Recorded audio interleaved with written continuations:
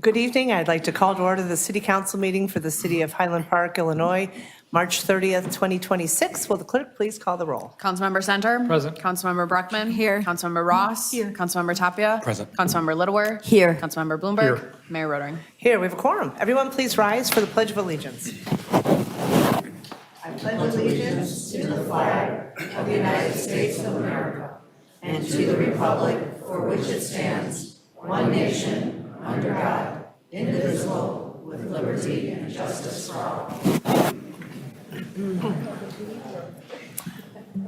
May I have a motion to approve the minutes of the regular City Council meeting held February 23rd, 2026, and a motion to approve the minutes of the closed session of the rescheduled regular meeting of the City Council, also held February 23rd, 2026. So moved. Second. All in favor, say aye. Aye. Those Present. minutes are approved. Thank Present. you. Thank you for being present. May I have a motion to approve the warrant list? So moved. Second. Any comments or questions on the warrant list? Any from the public? Hearing none, will the clerk please call the vote? Councilmember Center. Aye. Councilmember Bruckman. Aye. Councilmember Ross. Aye. Councilmember Tapia. Aye. Councilmember Littlewer. Aye. Councilmember Bloomberg. Aye. Mayor Rotering. Aye, 7 ayes, no nays, and the warrant list is approved. Continuing on to the report of the mayor.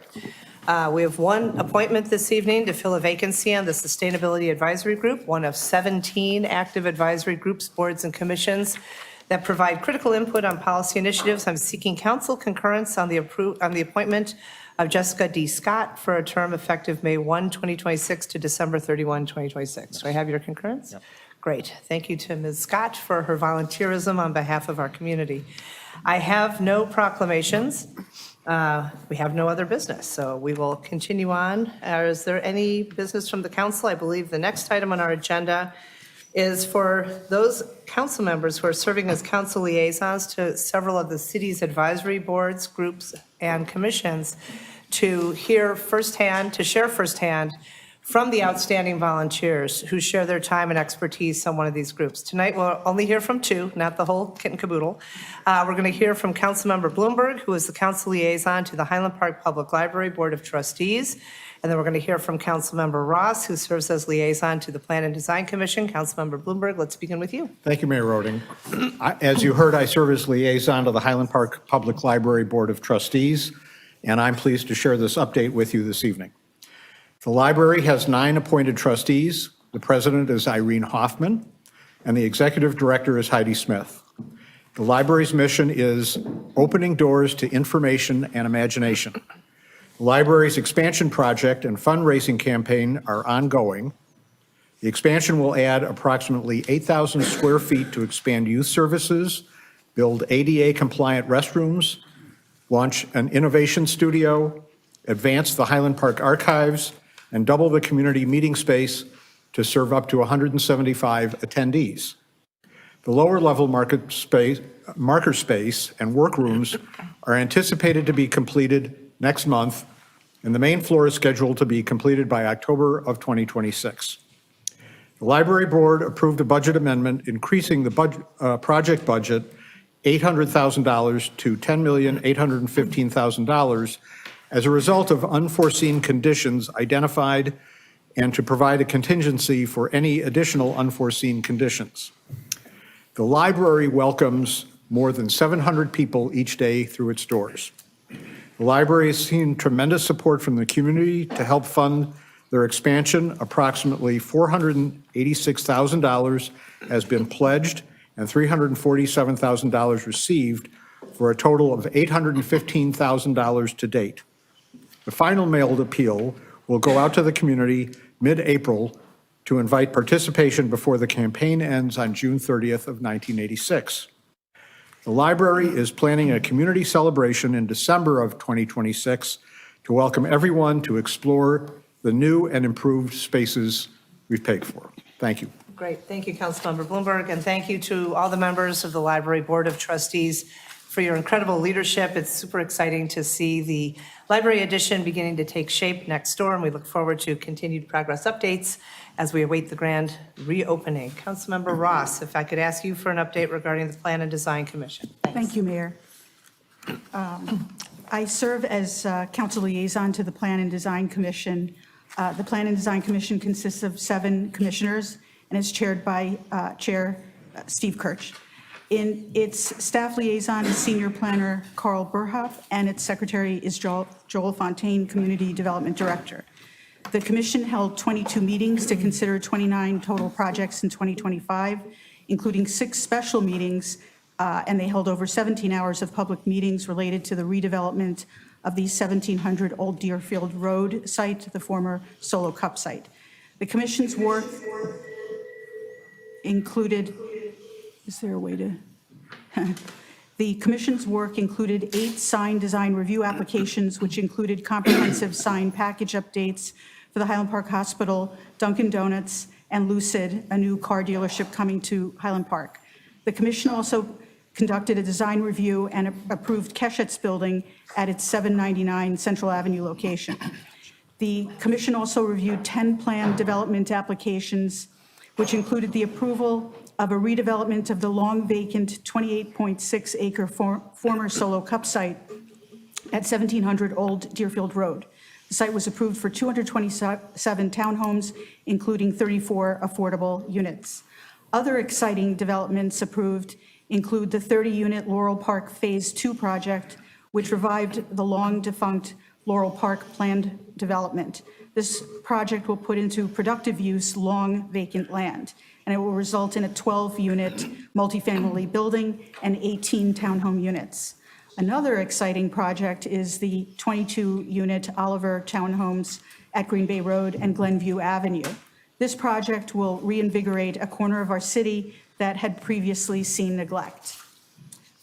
Plus the 11-unit multifamily development at 734 Central Avenue and the 19-unit Walton at 1632-1646 Second Street. The commission also helped preserve the quality of life in our community through its consideration of a zoning text amendment related to timeshare uses. Throughout the last year, the commission also considered 4 plats of subdivision, 2 special use permits, 2 zoning code text amendments, 1 special exception, and 1 land use interpretation.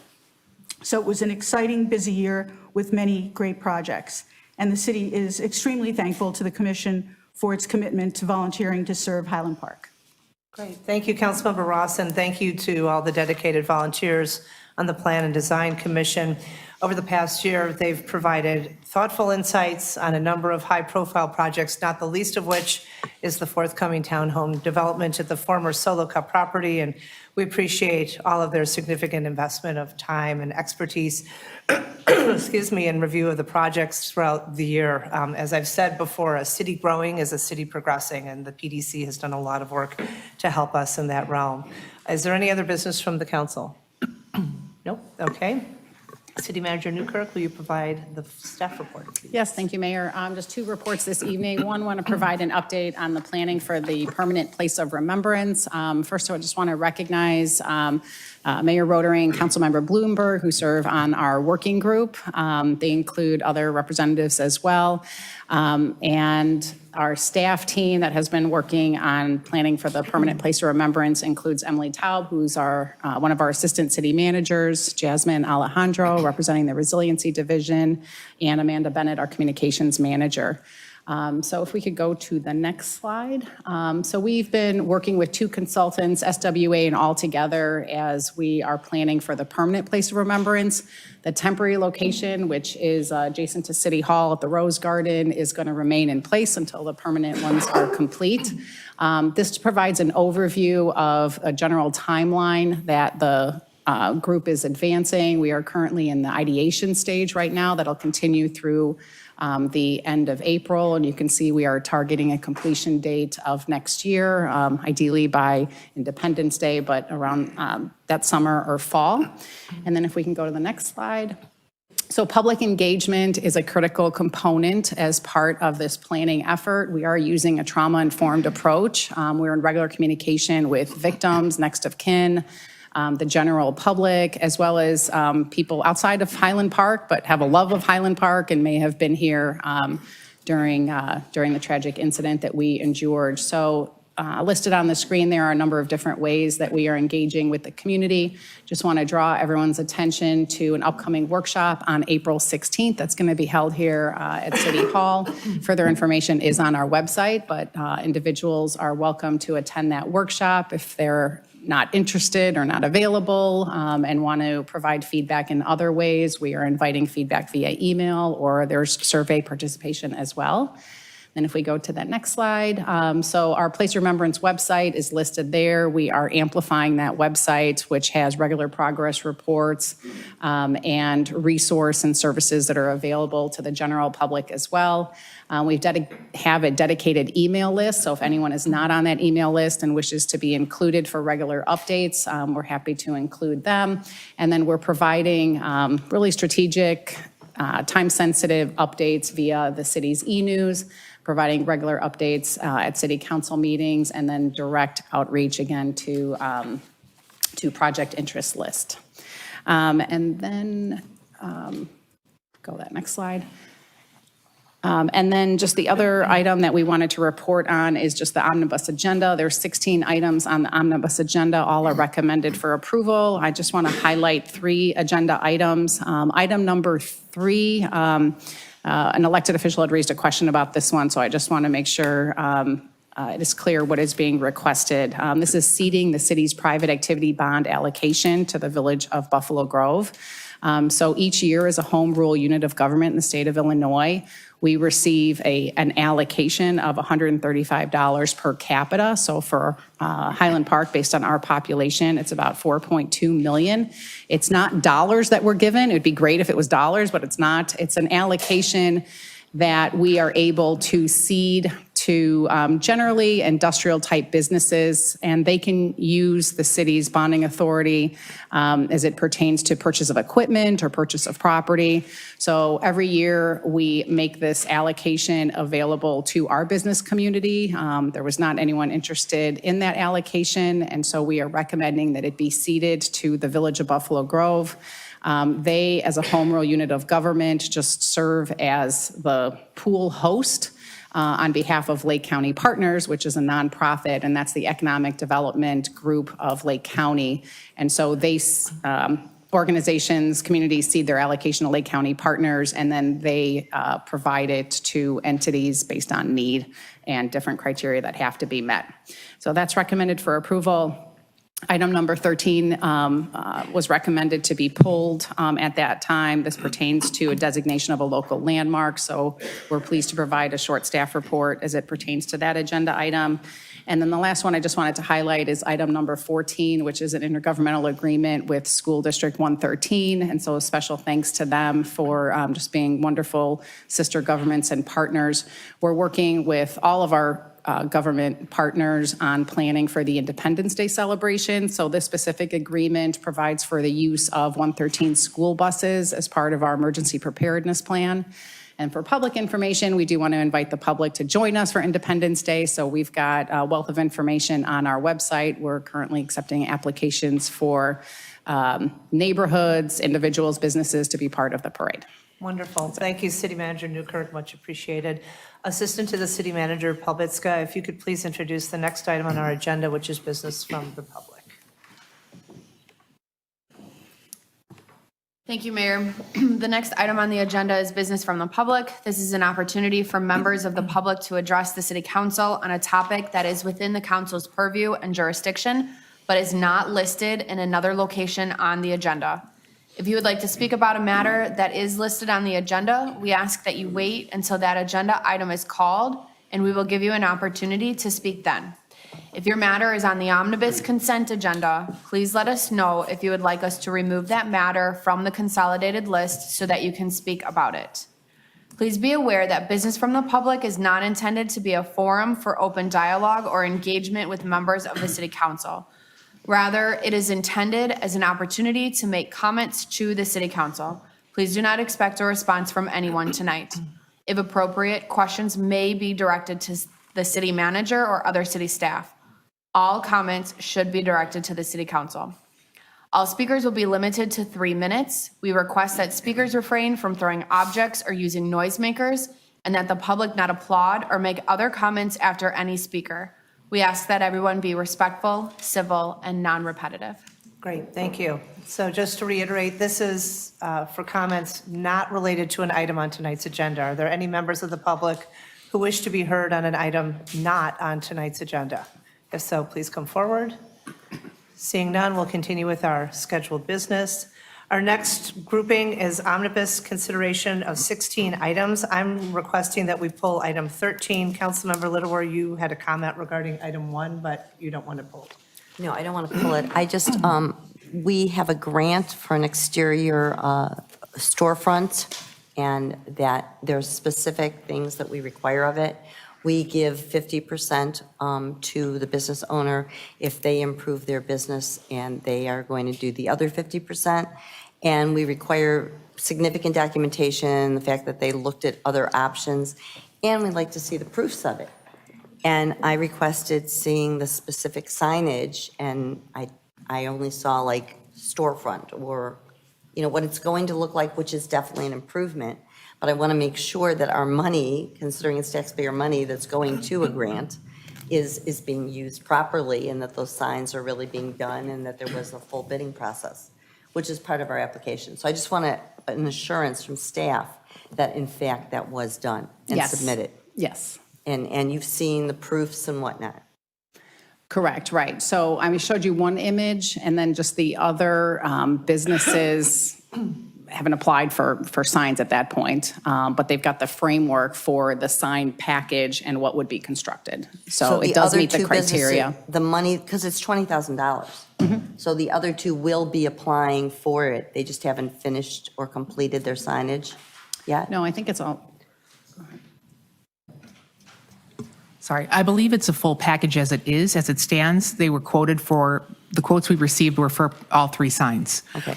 So once they're all complete on what they want their designs to be, then we'll have that finalized. But no dollars go out to them until the work is completed and the receipts are received and reviewed by staff. And at that time, if their final costs are under the 50%, that's why we say a maximum of 20,000. Right. So if they come in under that, if their portion is under that, we match that 50% up to that 20,000. But you'll see a mock-up at that point, too. Correct. oh, absolutely. And what we have approved is the sign package. So we know what it looks like for all those signs. Well, we know the outside, but we haven't seen their actual, for 2 of them, we don't see Correct, their and that signs. everyone's required to get a permit for that work. Okay.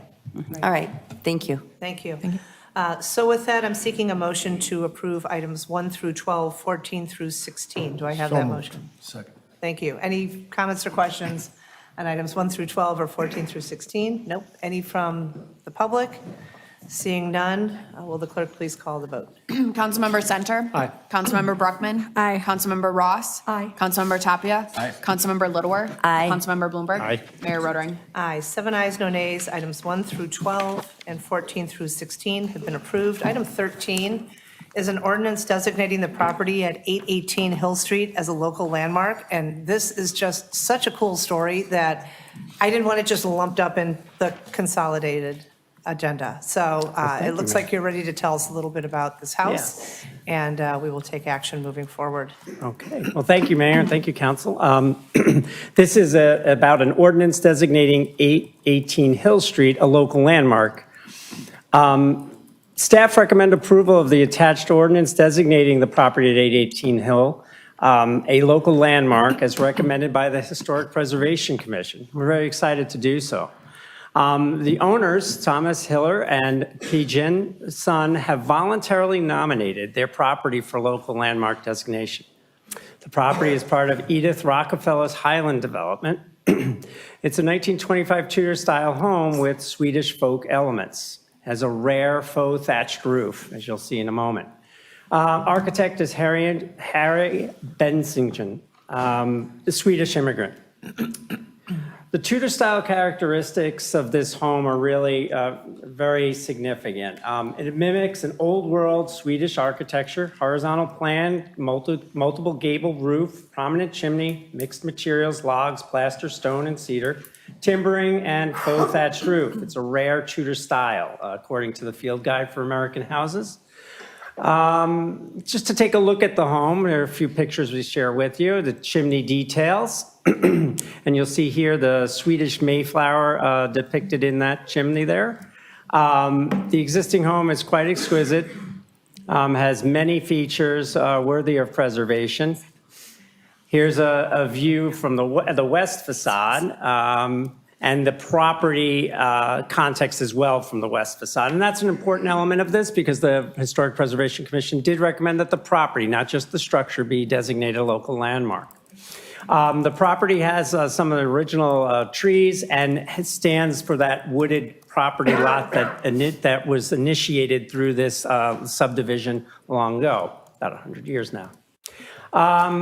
In terms of the Commission's consideration, on February 9th, the Preservation Commission adopted a resolution recommending a preliminary landmark designation as called out for in our code.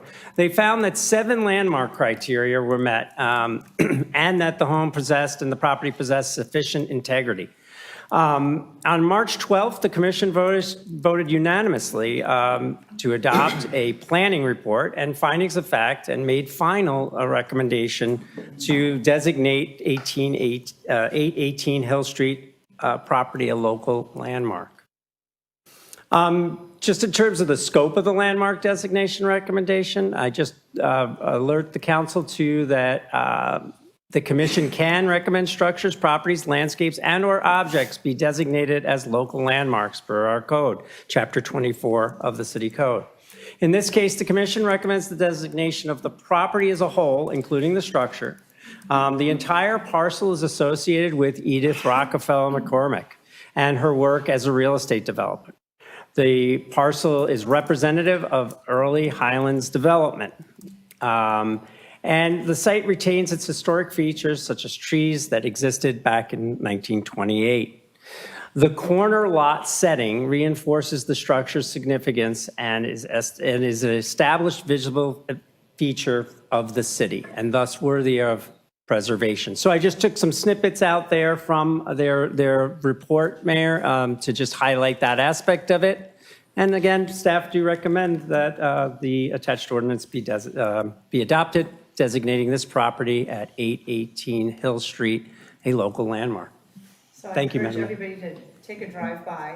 Thank you, Joel, for the report. Thank you to the Highland Park Preservation Commission and for your staff. They did a remarkable report.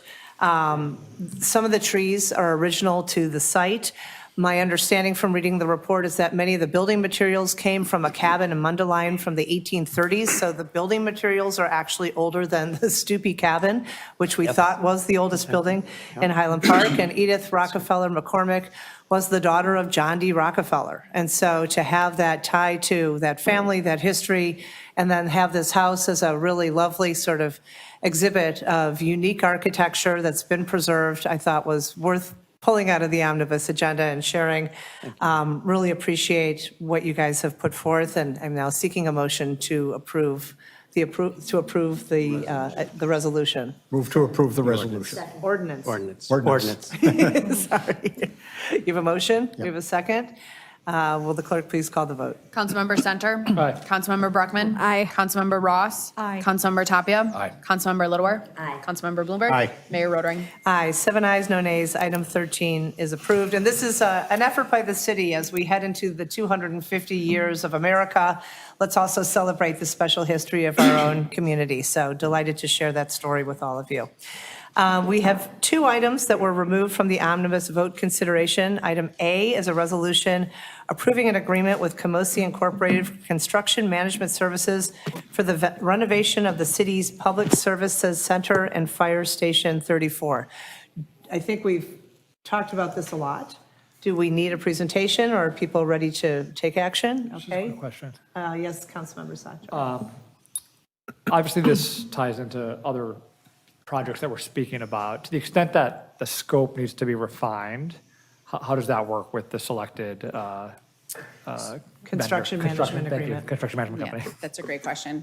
So approval of the consultant does not mean approval of the project, and it certainly does not mean that you've established the scope of the project. So we're still working that. But the construction manager is an important component as part of the consultant team and also working with the staff team. So the architect, engineer, construction manager are working on the plan development and looking at options. So as we take a look at different options, that's part of their role, and we'll be coming back to the city council based on the feedback and conversations that we've been having. If you want to overall change the scope of planning for this project, we would work with them, but I believe, if I'm understanding you correctly, and kind of based on our conversations, they're going to be looking at a myriad of different options as we take a look at the totality of this project. That's part of their responsibility. And be providing input to our analysis of which way to proceed. Correct. Planning, costing. And are we putting ourselves at a pricing disadvantage by engaging them with some of these open items, or this is ordinary course in terms of moving forward with them, with the decision today? Yeah, I believe we put ourselves at a disadvantage if we do not hire a construction manager at this time, because they provide added value, so financial value to the overall planning and cost considerations, as well as just efficiency and looking at maximizing the city's resources based on different plan design options. I had the same question, because I was like, okay, we haven't quite figured out, and just for those of you who haven't been keeping track of what we're talking about, the city is looking at replacing Fire Station 34, which is on Half Day Road, and also looking at addressing needs at the Public Works Center, also on Half Day Road. And so the question is, do we do one huge project up there? Do we bifurcate it into two projects? What are we doing with these projects? We spent a couple of hours this afternoon on a field trip up there, just looking at what the space needs, what the work conditions were for all of these groups who are so important in providing public safety to our community. So now we're kind of like, okay, we have an architect, we have been talking about this, but we need to better understand really what the costs are for living space versus fleet space versus parking space, and we've got a flood zone and all the good stuff that makes this a really meaty project, but we're going to also need some experts to give us some input so we can make those decisions in a way that maximizes the efficiencies of using tax dollars and meets the needs of the people who are working up there. Councilmember Bloomberg had a question, and then I'll go to you. Wanted to modify something, okay. Councilmember Bloomberg. So just following up on what Councilmember Center was addressing with you, Camosi can also help us address the scope of the project. Yes. And can provide some additional cost containment Yes. in that way. Exactly. Okay. Yes. Great, thank you. Councilmember Ross. Thank you. And to that point, we're looking at square footage and how much square footage we actually need. But I just wanted to mention, since we're sharing with the public about this project, that it also includes community development as well. Thank you, thank you. Councilmember Bruckman. Thank you. And all of our questions and concerns that we've discussed in Committee of the Whole will be relayed to this Camosi, I assume? Absolutely, yes. Okay, thank you. Right, tons of questions. So back to the question at hand, do we have a motion to approve item A? So moved. Second. Any further questions or comments? Any from the public? Hearing none, will the clerk please call the vote? Councilmember Center? Aye. Councilmember Bruckman? Aye. Councilmember Ross? Aye. Councilmember Tapia? Councilmember Littleworth? Aye. Councilmember Bloomberg? Aye. Mayor Rotering? Aye, 7 ayes, no nays. Item A is approved. Item B is a resolution directing the consideration of the zoning code text amendment allowing a new land use as a conditional use requiring a planned development in certain limited locations in the R2 residential zoning district. We are going to proceed first with a statement from our Corporation Counsel, followed by a statement from our Community Development Director. We will then hear from Mr. Cooper, and we will then have some public comment. This is not a hearing to decide what we're doing with this project. This is literally, are we even going to move forward with the public process to talk about this project? But I'm going to let Corporation Counsel kind of start the introduction. Thanks, Mayor. And I think it is important to understand the context within which this matter is being presented. It is a unique proceeding, as I mentioned to you when this was last considered at the December 15th Committee of the Whole. Ordinarily, when a property owner seeks zoning relief from the city, they would apply to the city. They would have a public hearing before the Plan and Design Commission, which would be held pursuant to public notice. And that then would be recommended, the decision in favor or against would be recommended up to the city council. The city council would then consider it and vote on the project. Highland Park has a unique provision in its zoning code. No property owner has the ability to petition for an amendment to the text of the zoning code. Individuals can petition for a map amendment, but not a text amendment. The only entities or individuals that have the ability to initiate a text amendment to the zoning code are the city manager, the Plan and Design Commission, and the city council. So Mr. Cooper, the owner of the property at 2700 Point Lane, desires a text amendment. And he is asking the city council to exercise its legislative discretion, and it is your discretion, to initiate a zoning text change. Now that's important because, as you indicated, Mayor, we're here tonight in your legislative capacity. This is not, as you noted, a public hearing. Procedural due process is not required for tonight's matter. If the council votes to deny Mr. Cooper's request, the matter ends, period. If the council votes to approve his request, all that it is doing is initiating the public process. A public hearing will be required to take place before the Plan and Design Commission, at which unlimited public comment must be allowed, cross-examination, and all of the procedural due process accoutrements will be afforded at that time.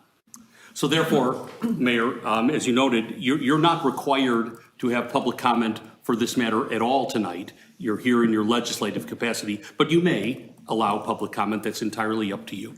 Great. Thank you so much. Community Development Director Fontaine, if you want to share with us your brief presentation, that'd be great. Thank you. Thank you, Mayor.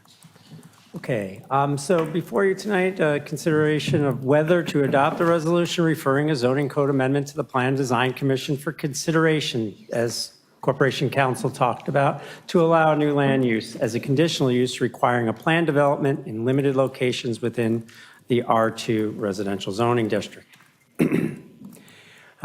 Champions Point LLC, the owner of the property at 2700 Point Lane, proposes a new conditional land use, a cultural and educational institution located on a privately owned residential estate, and transforming it into a world-class museum focused on excellence, character, discipline, and personal greatness.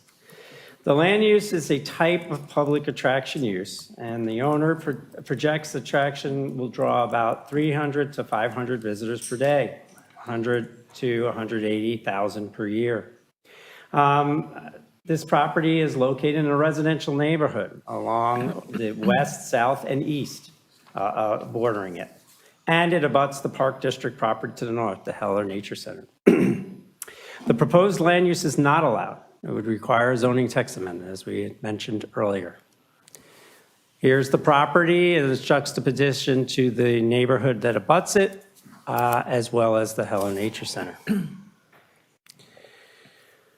As I had mentioned, the proposed use is not allowed and would require a zoning text amendment. Conditional use requiring a special use permit and planned development are both in the resolution this evening before you. So if this were to be referred for consideration by the Plan and Design Commission to recommend to you, it would require a public hearing, which includes a detailed consideration of the use to determine whether the specific proposal at a particular location meets the standards for approval. So that would happen concurrently with the zoning text amendment, should that be referred.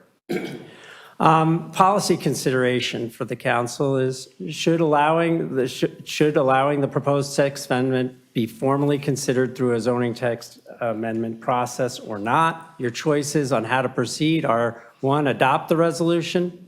The result would be the Plan Design Commission will hold a hearing and make recommendations, provided provided that the property owner submits the required applications and other approvals as described in the resolution. 2, do not adopt the resolution. The result of this action would be that the matter is not referred to the Plan and Design Commission and is no longer a policy consideration. 3, take no action. The result here is nothing happens. The matter is not referred to the commission and is no longer a policy consideration unless it is taken up by the council at some other time in the future. Those are your 3 options, Madam Mayor and Council. And I do indicate that the property owner has provided information about his proposal, the proposed use itself, traffic and parking, environmental and economic impacts, and community benefits. Those were all provided in your packet for this evening, as well as public comment that we've received. Thank you, Madam Mayor. That's the end of my presentation. Great, thank you.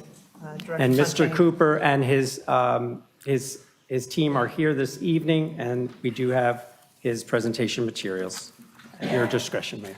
Okay, great, thank you. So just to reiterate, this is not a public hearing, and Mr. Cooper is not an applicant this evening. He's come to share his idea, and this council will hear from several members of the public. I don't expect this meeting to go on for 3 hours. We'll hear the gist from all of you. We've received emails on both sides of this question, and then we'll either take action or not take action to then send it to the Plan and Design Commission. Mr. Cooper, if you want to come forward and say a few words, that would be great, and then we'll proceed from there. Thank you.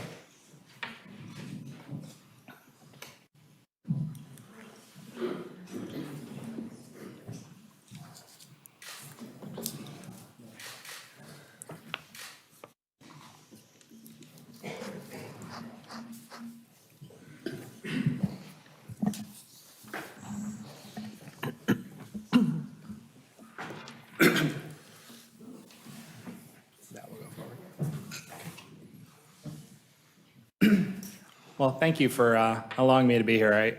I was sort of reflecting on it as I was sitting in my seat there, to have this opportunity to consider using this property in a way that can do some amazing things. Good evening, Mayor and members of City Council. Thank you for the opportunity to present Champions Point. At its core, this proposal is about transforming a unique property into a controlled, appointment-based educational experience, one that is designed to first, respect the neighborhood, and second, to deliver meaningful value back to the community. We heard the concerns on traffic, noise, privacy, and precedent, and we redesigned the project around those concerns. This is not an open access attraction, it's a closed system. All visitors park off-site and arrive by scheduled shuttle. If you don't take the shuttle, you can't get into the property. The walking path is over 400 feet from any home. Operations end early in the evening, and we're committed to privacy fencing, security, and strict limits on activity. We're also addressing concerns that are rarely addressed in projects like this, most notably property values. We're putting in place a financial backstop to ensure that neighbors are protected. At the same time, the project is designed to give back in a very real and measurable way. Free access for all Highland Park residents in year 1, annual visits for every student, 48 days per year of donated use, and ongoing financial contributions tied to revenue, not profit. This is not a model that asks the community to wait for benefits. Those commitments begin immediately and continue every year. Ultimately, this is a low-impact, highly controlled experience that operates within clear limits and provides a level of community reinvestment that is uncommon for this type of project. We're committed to continuing to work with the City of Highland Park to ensure that those protections are formalized and enforceable. I'm going to walk you through a couple slides. I'll go quickly. Oh, there we go. Yep. Okay. Thank you. So just to introduce myself, I'm John Cooper, actually born in Evanston, grew up in Lincoln, Nebraska, moved back here 17 years ago, went to University of Chicago, Booth School of Business for my MBA. I'm in real estate for the last 15 years, and I'm married with 4 kids, all 4 born in Highland Park Hospital. Next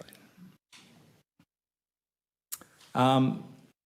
This venture is really connected to all facets of the community. There are ways that it reaches in and works with the business sector, works with the education sector, works with the Park District and elements of the government, and certainly works with the community.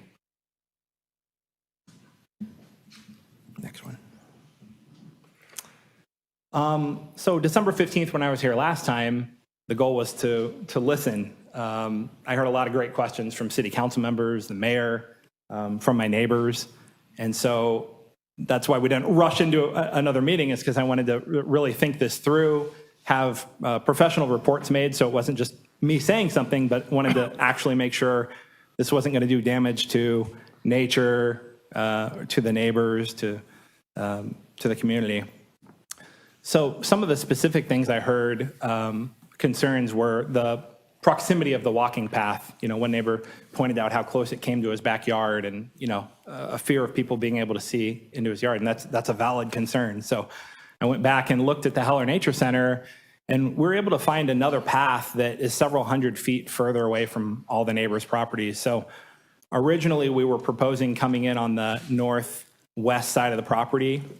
We moved out over to the northeast. So, you know, if you imagine a football field and then some, you know, trying to see through an entire forest 400 feet, you're not even going to do that in the dead of winter, nor will you be able to hear people talking 400 feet away. Neighborhood security. A neighbor mentioned there was a burglary in the community, you know, years before I was part of the community. And, you know, we would have 24/7 security, but that can be extended to the entire community. I've talked with my neighbors before about this idea of possibly turning these 2 blocks into a gated community and really having total control over who could come and go, which would be a net benefit to the security of the neighborhood. Excessive traffic in the neighborhood. You know, currently there's anywhere from, I'd say, 20 to 100 cars a day that will stop in front of the gate just to take pictures. And these people might be coming from out of town. They might be Highland Park residents who are bringing their family when they're in town. And they're respectful, and they stop in front of the gate and take some pictures, and usually they move on. Part of my proposal is to bring that gate on the interior of the property and just replace it with a regular gate. So there would no longer be people queuing up, stopping out on the street there, taking pictures, sometimes loitering. That would actually go away. So that could be 20 to 100 less vehicles per day coming into the community, which would be a net benefit to the neighbors. We also would have off-site shuttle parking. So I've located a parking lot in Bannockburn, and there would be 1 shuttle every 15 minutes that would bring people up to the Heller Nature Center, where they would then walk on the designated path quietly and respectfully and to get to the property. I heard protecting neighborhood, the values of my neighbors' properties. That's important. It's a big investment. The house is a big investment for everybody. What we're going to do is Champions Point would be obligated to cover any lost value of the properties. We can get into later how that would work, but I'm committed to making sure nobody is hurt by any of this. Next slide. Large number of people. You know, we're SB Friedman did a study, and they're projecting 300 to 500 people per day on average. It'd be like a bus drops off 12 to 15 people every 15 minutes. So if you imagine the forest and imagine 2 or 3 families walking through the forest every 15 minutes, this is the amount of traffic that we're talking about here. We were going to do limited timed entrance. So this isn't can we sell the most amount of tickets and bring 1,000 people here? This is limited maybe it'll be every 15 minutes we'll have X number of people that can come into the property. What this does is it creates a steady and a predictable flow. The system is never overwhelmed. There's never lots of noise or commotion. The impact on trees at Heller. We've got Hay & Associates will come up and give a quick 5-minute presentation on the study that they did. But the summary is there are no trees that need to be cut down to make this happen. And again, if you imagine a couple families walking through the forest every 15 minutes, it's not detrimental if they're staying on the trail there. Economic benefits, SB Friedman prepared a study, and they'll talk about how this could create 41 jobs in our local economy here, $2.6 million in new wages, over $1 million in financial support pouring back into the city through the Park District and through potentially a new tax on the museum. Additionally, there could be up to $1.36 million in community spending. These are people that are coming for the museum, but they're sticking around. They're enjoying a restaurant, staying at a hotel, or buying some gas. This helps support the local economy. It makes it for a more vibrant downtown. Lastly, I talked about this having charitable aspects to it. And the mayor rightly pointed out, look, if this is going to be charity, give me more than 13%. Some of the things that we're doing is there's a financial contribution that will go back to the park district, and they can use it however they want. I suspect part of that will go directly to making Heller Nature Center more vibrant. You know, there's a pond there at the end and a gazebo, and those things could be improved. That's in addition to all the direct new expenses that would be borne directly from Champions Point. I would be happy to pay some kind of a entertainment tax. You know, as a member of the community, there should be money going back into the community. We would be using more services, so that makes a lot of sense. So I would be an advocate for that. Additionally, I've created a 501c3 called Champions Legacy.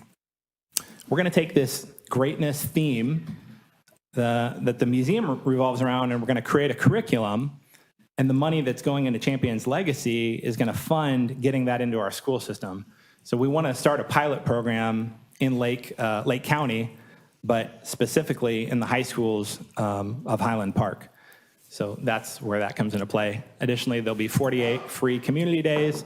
And I think it's important that all members of the Highland Park community are able to come to the museum for free during the first year one time, so they can have that experience and know, what's here in their community.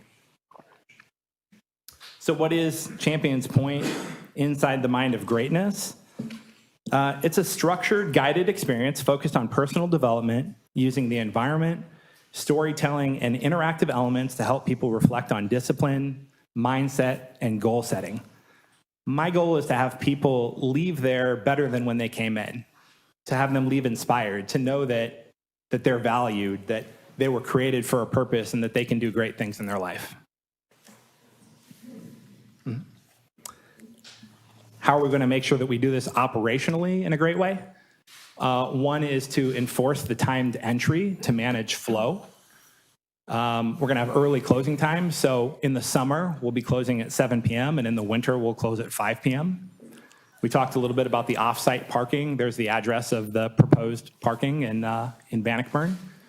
Every 15 minutes, one shuttle comes and one shuttle goes. So you're talking, on Ridge Road, 4 vehicles coming in, 4 vehicles going out each hour. Not a burden. There'll be digital enforcement. So what this means is you can't ride your bike to Heller Nature Center. You can't walk there and expect to come into the museum. You can't be dropped off in an Uber, and you can't park at Heller Nature Center. In order to get into the museum, you need to park at the off-site parking. And on the shuttle bus, we're going to scan their ticket, and they don't get into the museum unless their ticket was scanned. And this is how we ensure that no one's clogging up the nature center for the wrong reason, because the parking there needs to be people that are coming to enjoy nature. Lastly, we're going to make it fully ADA accessible. We're going to have 24/7 security, and we're going to limit our evening events. We want to do just 6 events per year. All 6 are going to be fundraisers for nonprofits. Most of those are going to be for local Highland Park nonprofits. And this is something that is, I think, an improvement for my neighbors, because as a homeowner, you can have parties. You can have people over, friends, family. You can throw fundraisers. Here we're talking about limiting it to just 6 times a year, all for great things for our community. Some other aspects, 24 days per year is going to be donated for Highland Park community use. So I'm envisioning this for the students of Highland Park. I want every student to have access to come here on a field trip, like kindergarten through high school. There'll be 24 additional days for the greater Chicago area. And this will be more like impoverished areas, kids that aren't going to normally get these type of opportunities. We talked about the free one-time admission for Highland Park residents. That's an estimated $2 million contribution in access value. And then lastly, we talked about the greatness curriculum, which we'll be piloting. I heard a question, can we do this? Have you done this? No, I've never opened a museum before, but I have a great team of people, and some of them have. Some of the people that are on our team were involved with creating the Obama Presidential Center, the Smithsonian African American Museum, and the National World War II Museum. With the curriculum, I've also never created a curriculum, but again, I've got a great team. And one of the gentlemen created an anti-bullying curriculum that went out into 20,000 high schools across America. It actually lowered bullying across the entire country. And this gentleman is here in Highland Park, and he's willing to help do this and create this sort of celebration of being all that we can be. He also created a self-esteem curriculum that was used at 3,500 universities. So we do have the expertise to pull this off. Next.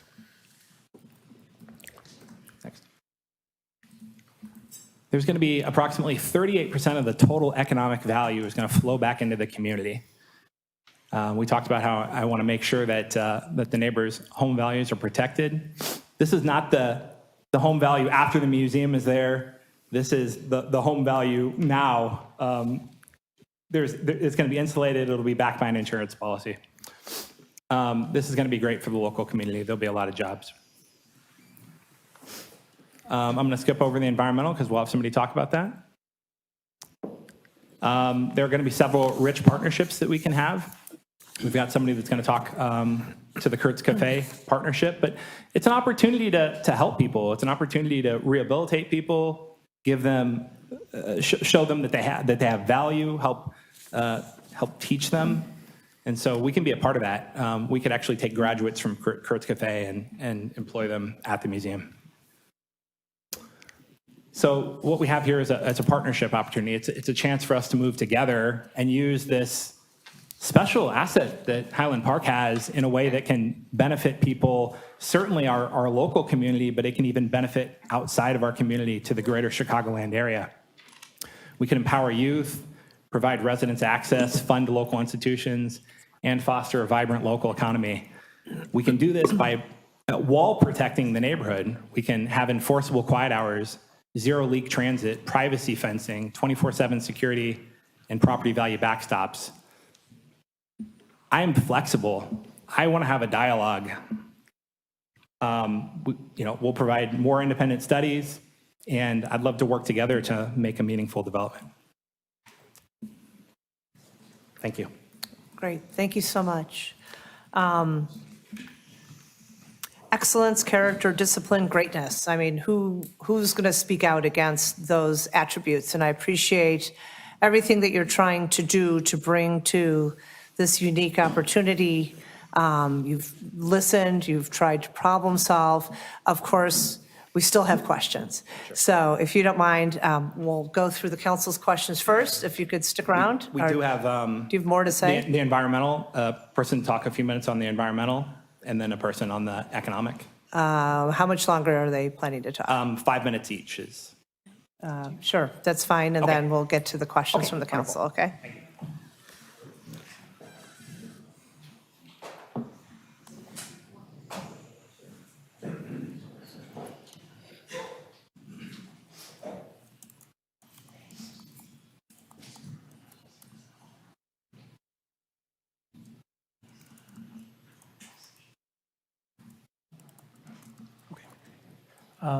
Good evening. My name is Tim Holloway. I'm a landscape architect with Hain Associates. Our company was actually recommended by the Park District. We've done a bunch of work with Highland Park Park District. One of my proud things here in town is I was a project manager for the development of the preserve, the conversion of Highland Park Country Club. Also have done some work with the city, so quite familiar with the community and really glad to be here. Just a little bit of background. John asked us to help address some of these questions.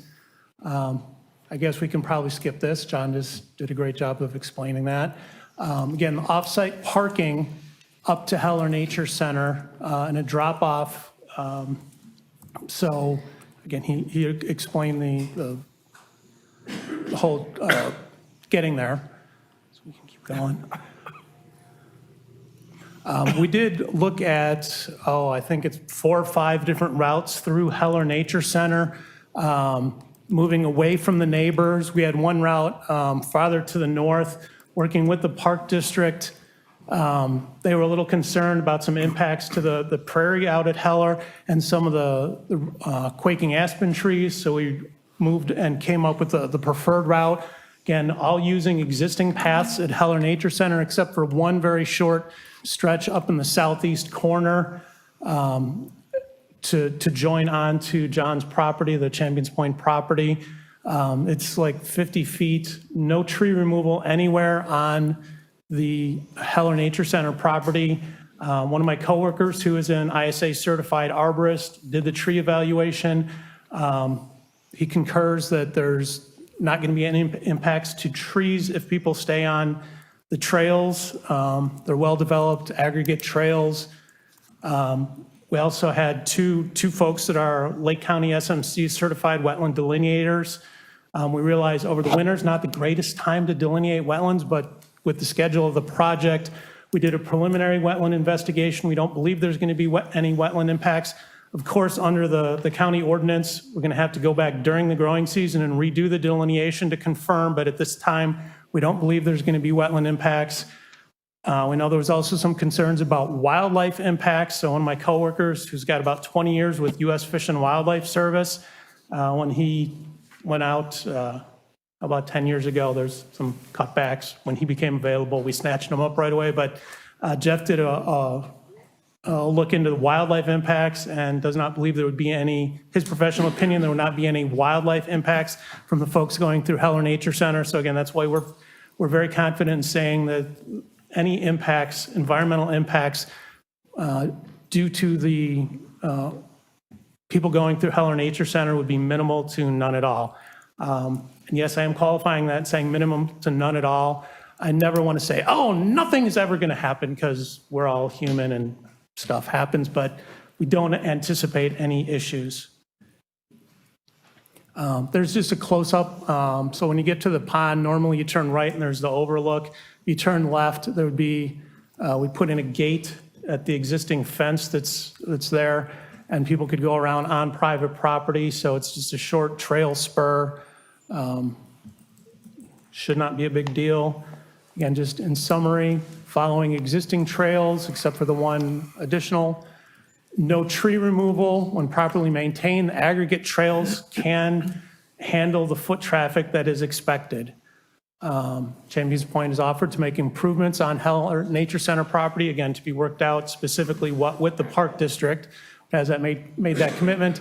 And then also, Champions Point would help out with some trail maintenance, trash pickup, and other stuff. Again, not just a one-time thing, but an ongoing program.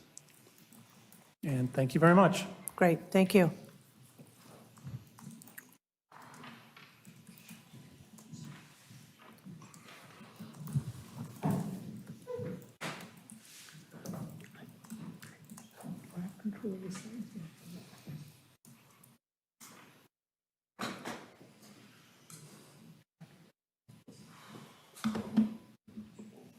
Okay, thank you.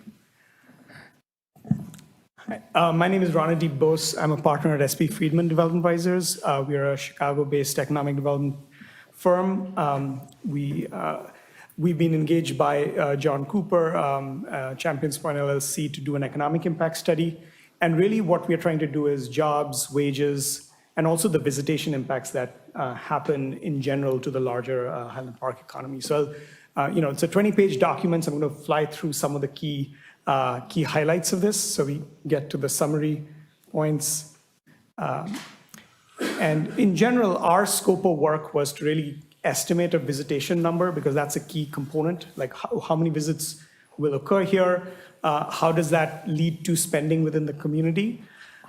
We also looked at the operations itself of the museum, and the operations lead to direct jobs, and direct wages, and there are indirect impacts into the zip code, which is the boundary within which we did the analysis.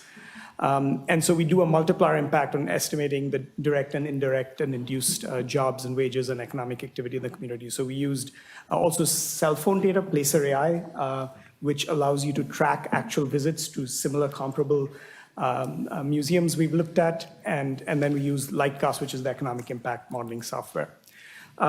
We did the analysis for zip code 60035, which is mostly Highland Park, not exactly coterminous, but it pretty much covers most of the Highland Park municipal boundary.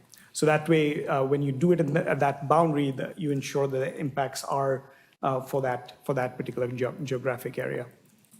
So our first work here was to actually get to a reasonable visitation count. And the way we approach this, there is no precisely comparable museum that we could find, because it's a combination of three different ideas. There's an architectural significance of the building itself. It's a former celebrity, so it's a celebrity location. And it's a niche museum, often museum of greatness, something which, you don't have those comparables out in the community. So we looked at a variety of different options to get to something which would be reasonable. So we looked at, architectural destinations, which are the ones on top in blue, 1 and 2 that you have. We had the Cranbrook House and Gardens. We had the Cheekwood Estates, which is in Nashville. We had Paisley Park, which is Prince's former residence. We have Graceland, which is much larger, but that's the Elvis Presley location. The Ringling, which is a very unique museum and residence combination. So these were some of these specific comparables we looked at, and we really started to look at what are the visitation numbers there. And we tried to get to a floor and a ceiling. We looked at base ticket prices, and the $75 was sort of at the high end, but it was in the range that we saw. That's the proposed $75 proposed for Champions Point, this location, and the others are in that range. There was the lowest number, which was at $64,000. Graceland is at $450,000 plus. So we felt that the projection we came up with at the 108 and 180,000 was reasonable, and that leads to about 300 to 500 visits a day. So we were looking at these comparables based on actual cell phone visits at these locations, geofence to those boundaries, and getting to an estimate for this location. In terms of how do you convert that into actual dollars and cents, we looked at what share of those visits led to a trip to another business before and after in the same zip code of the locations of these attractions. So that's what this particular analysis was. We came up with 25% as an estimate. It is also Champion Point's perspective of trying to work with the local businesses. And so that relationship was something which was there. He said that we could offer a free shuttle to go from this location to downtown Highland Park. And then the other locations had similar ranges. Like there were some low places, but those places which had very low numbers were primarily residential or industrial or airport-like locations. So the ones which made sense to us and were in that 20 to 30 plus percentage, and we felt 25% was a good estimate in terms of people who would go to a different business in the community before and after. And then we also went into what are types of businesses people go to. We converted that into a dollars and cents estimate, a reasonable estimate of how much people spend in different kinds of locations. And our estimate was about 800,000 to 1.4 million in visitor spending in this zip code was our estimate. And then in terms of operations, there's the activity at the museum itself. That's 13.5 to 22.5 million based on the ticket volume that was anticipated. They were anticipating a base price, but then with add-ons, it comes out to about $125 on average, and you multiply by the number of visits. And that's how you get to that 13.5 to 22.5 million. The direct jobs at this location was at 28 jobs and the 1.9 earnings. This is what's needed to actually operate it at the visitation level that's there. We converted those into the Lightcast model specifically for that zip code. And we have like a 1.5 multiplier for most of these, and that comes out to about 18 to 28 million in economic activity, nearly about 40 jobs, and 2.5 to 2.7 million in total earnings. John referred to the contribution of 5% self-tax effectively on the revenues, on the base ticket price revenues for the Park District and for the City of Highland Park. And depending on the number of visits, that could be 400,000 to 700,000 roughly in terms of revenues for the Park District and City of Highland Park each on an annual basis. And then so that this gets to that overall summary. 108 to 180,000 annual visits, That refers to that 300 to 500 visits a day. The direct revenues to the Park District and the City of Highland Park from the self-tax at 5% on base revenue collections. And then we get to that 18 to 28 million of overall economic activity within the zip code, which is in the City of Highland Park, about 40 jobs, and $2.5 to $2.7 million in wages and benefits. Great. Thank you. Thank you so much. Thank you. Mr. Cooper, I think you should probably come back up here so we can ask you some questions. And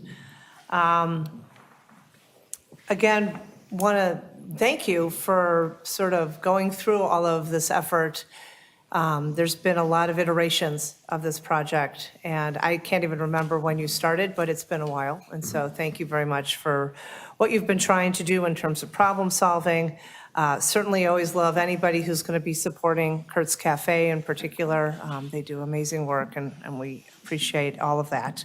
I have a bunch of questions, and I know my colleagues do as well. So I'm just going to start firing away, and we'll see where we get.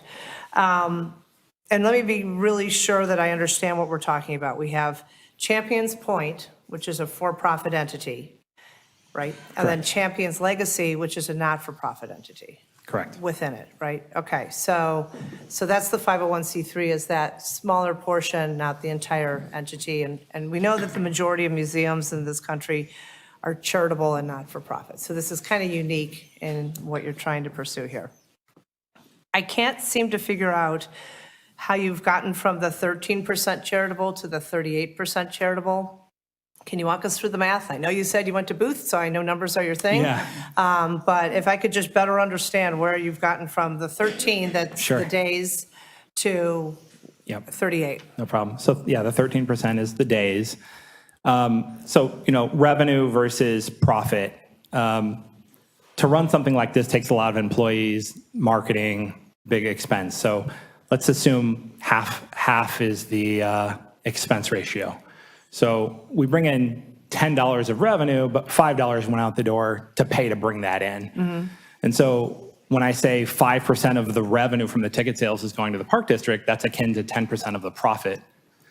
So 10% of the profit goes to the Park District, 10% of the profit goes to Champions Legacy, which is then sewn back into the community in the form of creating the curriculum that goes out into the schools, not just Highland Park, but that'll be broader. Then the 5% tax, which it's just a tax. There's no revenue expense with tax. That's on gross, though, not on profit, Yeah. right? Yeah. Okay. So that's 25% total, and then you add that to the 13 to get to 38. Okay, thank you. Yep. You talked about the ticket prices being 75, but then there's this add-on experience for 50. What's that? What's the add-on experience? There'll be other opportunities for people to possibly play on the basketball court. Maybe they want to play on the putting green.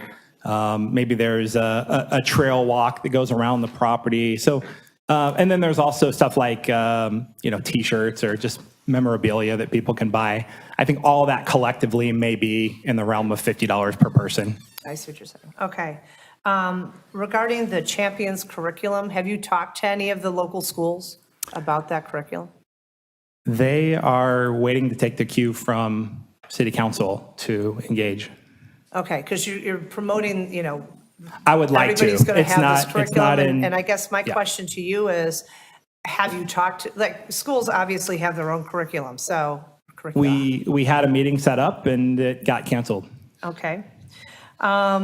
You talk about parking in Bannockburn at 2121 Waukegan Road. Have you talked to Bannockburn? That's private property, isn't it? So. Yeah, so the owners of the property would need to go through a zoning process with that property that they would do concurrently with everything that we're doing. They're currently working on that. Okay, so that's not a done deal yet. I do have a lease with them, provisional on making sure that they get the zoning approval. But it is a parking lot currently. They're turning one of the 5 buildings into self-storage, which doesn't need parking. Okay. So they have literally hundreds of extra parking spots there. Do you know if it's okay under Bannockburn's current code? To basically rent out your private parking? I think that's why they need to get their permission for it. Okay. But given that it's parking and they want to use it for parking, they're assuring me that there won't be a problem here. Have you talked to the Park District? I mean, obviously, you've kind of worked through. I've spent plenty of time in Heller. How do you guarantee that folks are going to stay on the assigned path? Obviously, they're trying to head to the entrance, but I can also see people kind of going, which way am I going? Or Yeah. let's wander this way. And now the neighbors are like, who are these people in my backyard? kind of Sure. thing. We have talked to the Park District. That's kind of where I started because I realized there's no chance that this goes forward bringing Right. people through the front gate. So that was my first stop, and that took some time to get there. And we talked about, the Park District wants people coming out to Heller to enjoy the park. I mean, nature is there. We need to be respectful of it, but it's also there for us to enjoy nature. And so we've got this beautiful park. I saw an email talking about how one of the residents never saw more than 5 or 10 people at the park every time they've gone there, and they live nearby. And I'm thinking 97 acres and you've never seen more than 10 people there? So part of what the Park District is excited about is an opportunity to bring people out and enjoy nature. And what Champions Point can do is help beautify it, I guess, put some money into the gazebo that's kind of in bad shape at the end of the path there. So they first need to understand that we can do this responsibly, that it won't hurt nature before they can even consider it. And that's the phase that we're at right now. That's where Hay and Associates just did their study. It's been in front of their board one time, and I got feedback, and we've already made a set of revisions based on their first feedback. Okay, thank you. This question is, I think, maybe for Corporation Counsel, and that is, how can we limit use? There are all kinds of promises in terms of operations and how use is going to be limited. Do we have any enforcement around that? If this proceeds and it's a zoning change and it's a special use permit and blah, blah, blah, is there enforcement by the city if these promised operation limitations aren't being complied with? Like can the city do? The answer is yes, you can limit use, you can enforce. If you were to proceed, I would recommend setting this up as the resolution does as a conditional use. Conditional use is in the nature of a contract between you and the property owner. That conditional use will have a number of conditions that the city would impose on use. And if they are in breach of those conditions, the city could enforce, as we do everything else.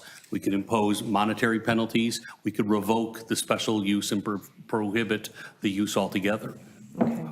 And in terms of the backstop program and the financial piece of that, how is that enforced? Is that, because that's not land use, that's not a nuisance issue, that's a financial agreement with the neighbors. Is there any enforcement of that component? Yeah, I don't know that was, we'd have to look. I am not familiar with the proposal that Mr. Cooper has made to his neighbors or the nature of it. We'd have to consider, if you do desire to go through this process, whether you want to include that as a city condition or let the neighbors and Mr. Cooper determine that by himself. This is a unique concept. Okay. But if it's part of the city approved processes, we can then enforce it. Okay. And then you talked about a maximum of 6 events in the evening, fundraisers for not-for-profits. Would you be charging those not-for-profits to use the house? No, So no. it'd be free use for the not-for-profits. Right. They would cover the actual cost. So if there's catering, it would pay for the catering, but there would not a penny that would come to me or Champions Point. Okay, thanks. That's it for my questions. Why don't we start down the row? Are you ready to ask I questions? just have some comments. Okay, okay. Why don't you start and then we'll just go. Okay, down perfect. through. Whatever you guys want to Okay, ask. thank you. Or say. First off, thank you for all the emails we've received and for you guys showing up tonight. I really appreciate that. And thank you to the applicant for your much more detailed proposal that we previously saw, including studies and proposed mitigation measures. But for me, the core issue remains the same. This is still a request to create a new non-residential public attraction use in an R2 residential zoning district in the middle of a residential subdivision. So with that, my first concern is that the proposal does not clearly explain what happens if this concept fails. The resolution clearly addresses what happens if you do not timely fill your applications, but I do not see a clear answer to what happens later if the museum is approved and then does not succeed. Second, even with the proposed shuttle system, fencing, security, and operating restrictions, this remains a museum and attraction use projected to bring 300 to 500 visitors per day into a residential area. The very need for all these mitigation measures confirms that this would change the residential environment that surrounds homeowners that have long enjoyed and expected their homes as is and quiet and peaceful location. Third, I'm not persuaded that the projected economic benefits to Highland Park are certain. The economic study uses the zip code 60035 as a proxy for the city and estimates that some visitors may spend money in Highland Park. But these are assumptions and not guarantees, especially given that the parking is proposed to be in Bannockburn and the site is not near our downtown commercial core. And finally, I remain concerned about this precedent. This is not just a one-off site decision. The city is being asked to initiate a zoning code text amendment to allow a new use in R2. Even if that amendment is drafted narrowly, once we begin creating exceptions for this kind of attraction use in a residential district, it becomes harder to say this issue starts and ends here.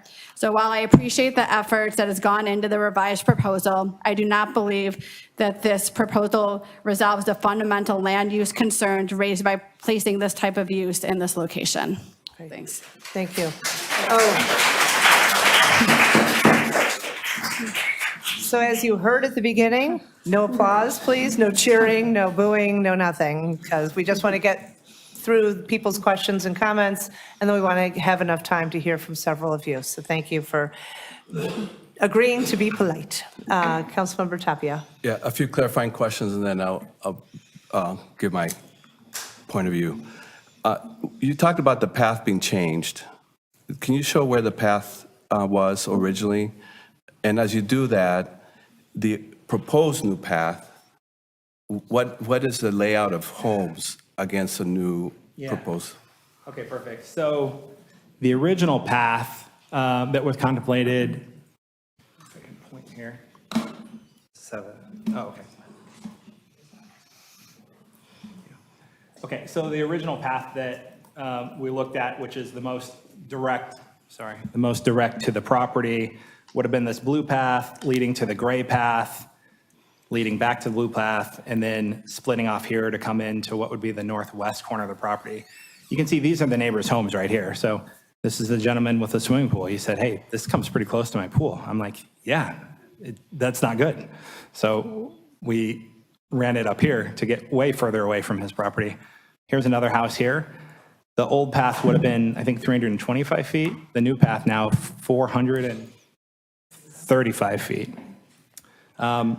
Then the next path we proposed was this, because it's a little more direct, this red one, but we found out it went through the prairie and that could involve, widening the path and losing a little bit of the prairie. I said, well, we don't need to do that. Let's just take it on a regular path. These people have already committed to taking a walk. They can walk an extra a couple hundred feet. So the current path is actually the blue one, then it veers up here, and then it comes around here, and then it comes onto my property. And the houses along the way there? No. The houses are all over here. This is the neighborhood over here, so there's a Train couple tracks houses. and Yeah, this is train land tracks, around. this is business, and then you got the 97 acres here. All right, so have you calculated what the walking I think it's time will be? 0.57 miles, and, everybody walks at a different speed. It's probably about a 15-minute walk for people. Okay. And then in terms of different weather conditions, because it's all outdoors, you're trying to be open pretty much every day. So this is very variable weather all Yeah. times of year. What do you think about that? I think it's not going to do so great during the winter, and it's probably going to do pretty good during the summer. All right. And then what kind of path covering would that be, like surface? It's an 8-foot aggregate. I guess I'd probably for that one. It's the one that's there already. It's the path that's there. It's like a rock path. It's kind of dirt and gravel, right? Aggregate is more rock or, Limestone screenings, There we go. Okay. fine aggregates. All right. And then your estimate of 300 to 500 people a day, where did that come from? So that's, I would love to have the economic guy, because it's not my estimate, it was their estimate. So if Ranadeep wants to explain that one. The estimate, 300 to 500 people a day, if you can explain how you came to that. Yeah, we looked at the comparables and specific visitation in those locations, and there was a range. It was a low end, which was 67,000 or so, and it was a high end. The way we looked at, and the high end was like over 400,000. Most of these locations have a preserve around it and have like other recreational elements. So like they're parts of larger campuses. So the idea of people walking and enjoying is sort of built into those other locations.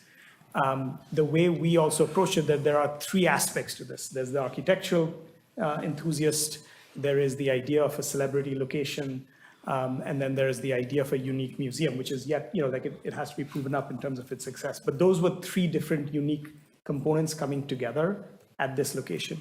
When we looked at the others, if you see our lowest number was 67, the highest one was 450, we picked a number kind of in between because it had attributes of all of those three. It's an estimate. This is not yet a proven concept, but that's how we arrived at that. In order to pull that off, it would require pretty extensive national, even international marketing? It's unclear about that. Like for example, Graceland has pretty extensive marketing, but its numbers are off the charts. I suspect that there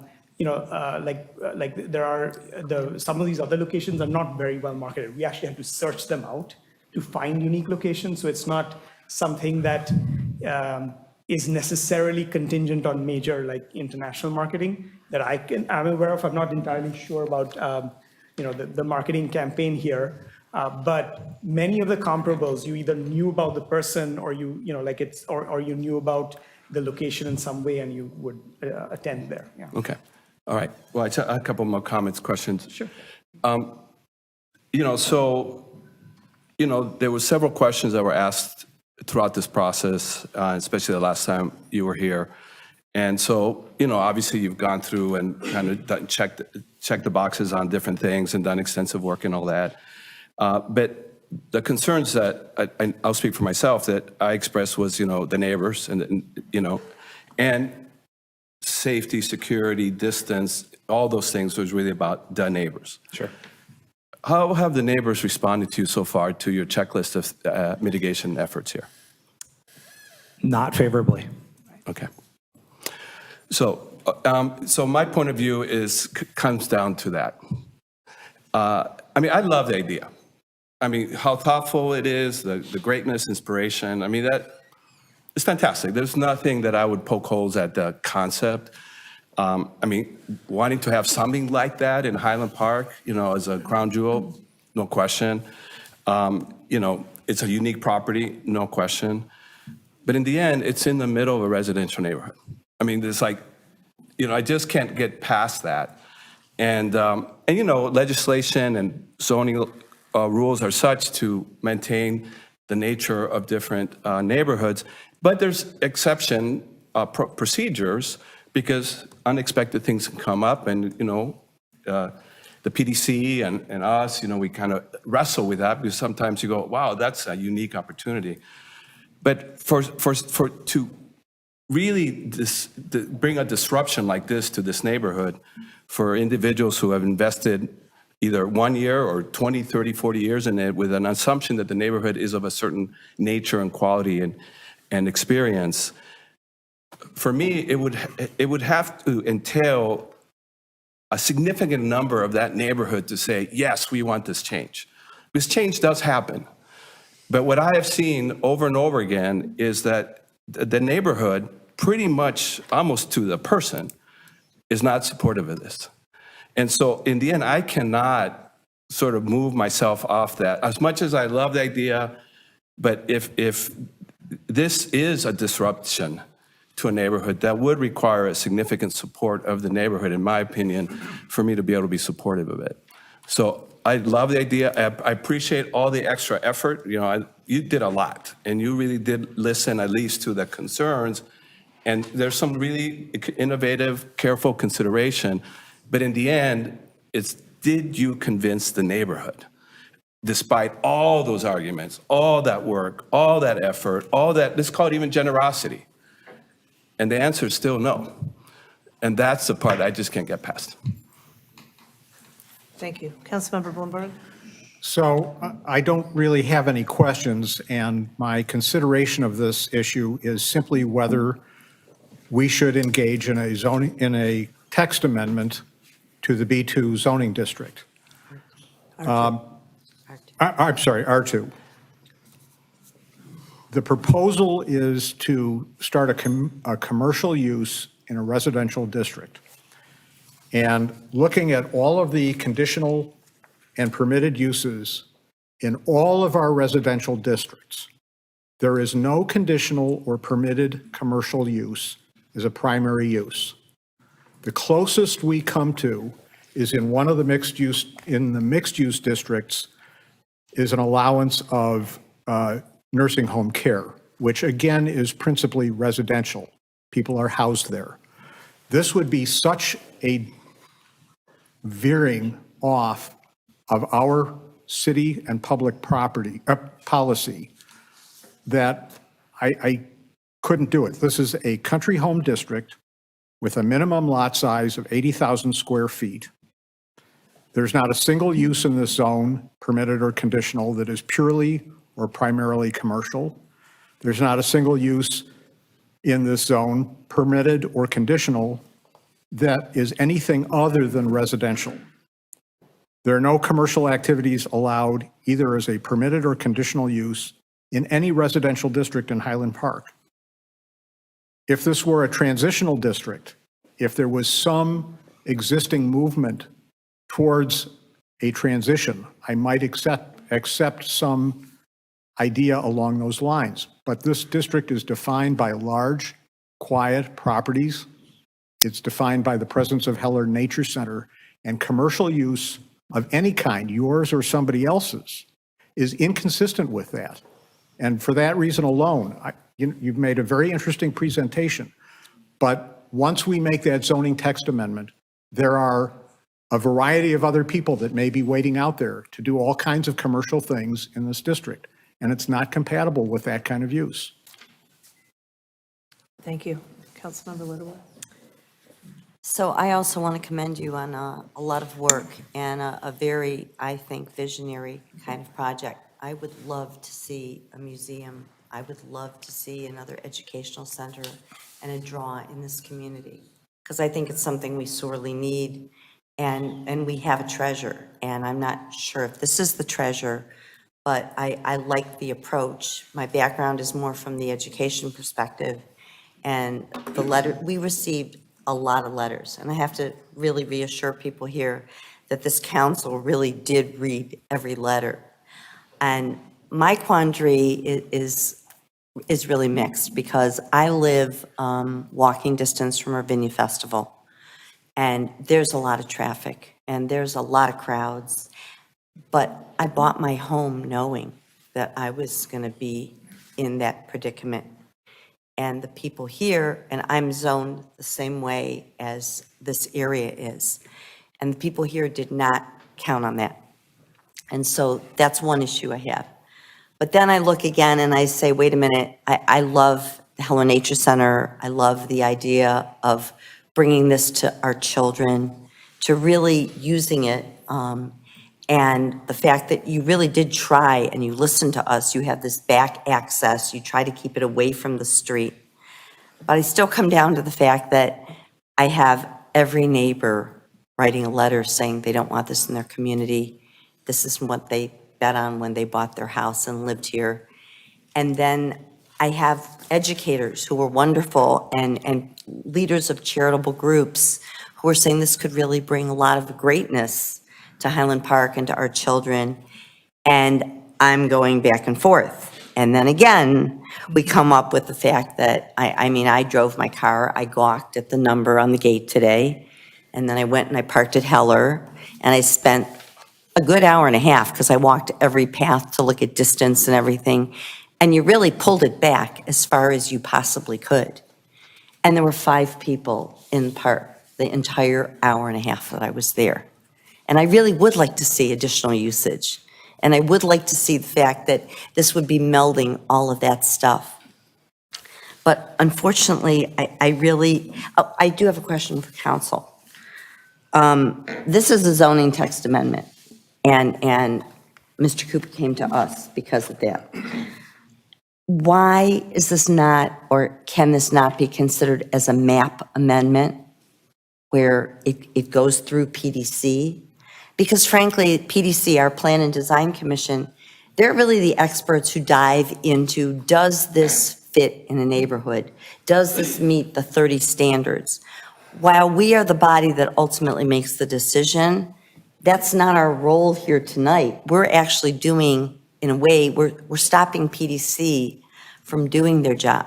And one of the things I wanted to do was to send this to the PDC and let them look at this as a neighborhood in general. But frankly, I see the work you've put into this. And if this isn't going to go anywhere, why would I make you go through a whole nother step? And if the neighbors aren't happy with this and that's going to kill it over at PDC too, why would I make you go into another step? So one of my questions is, if this had been gone through the process of a map text amendment or map amendment, where it would go straight to PDC rather than to us, is that a way they could have approached this project? Or that wouldn't? Well, the answer to your question is yes. They would have then been, I think, asking for something that is perhaps more, of greater significance. They would be asking for a change of a piece of property from R2 to a commercial, to an actual commercial zoning district. They would have been able to make that request, because individuals can request the city go through the process to change the map for their particular piece of property.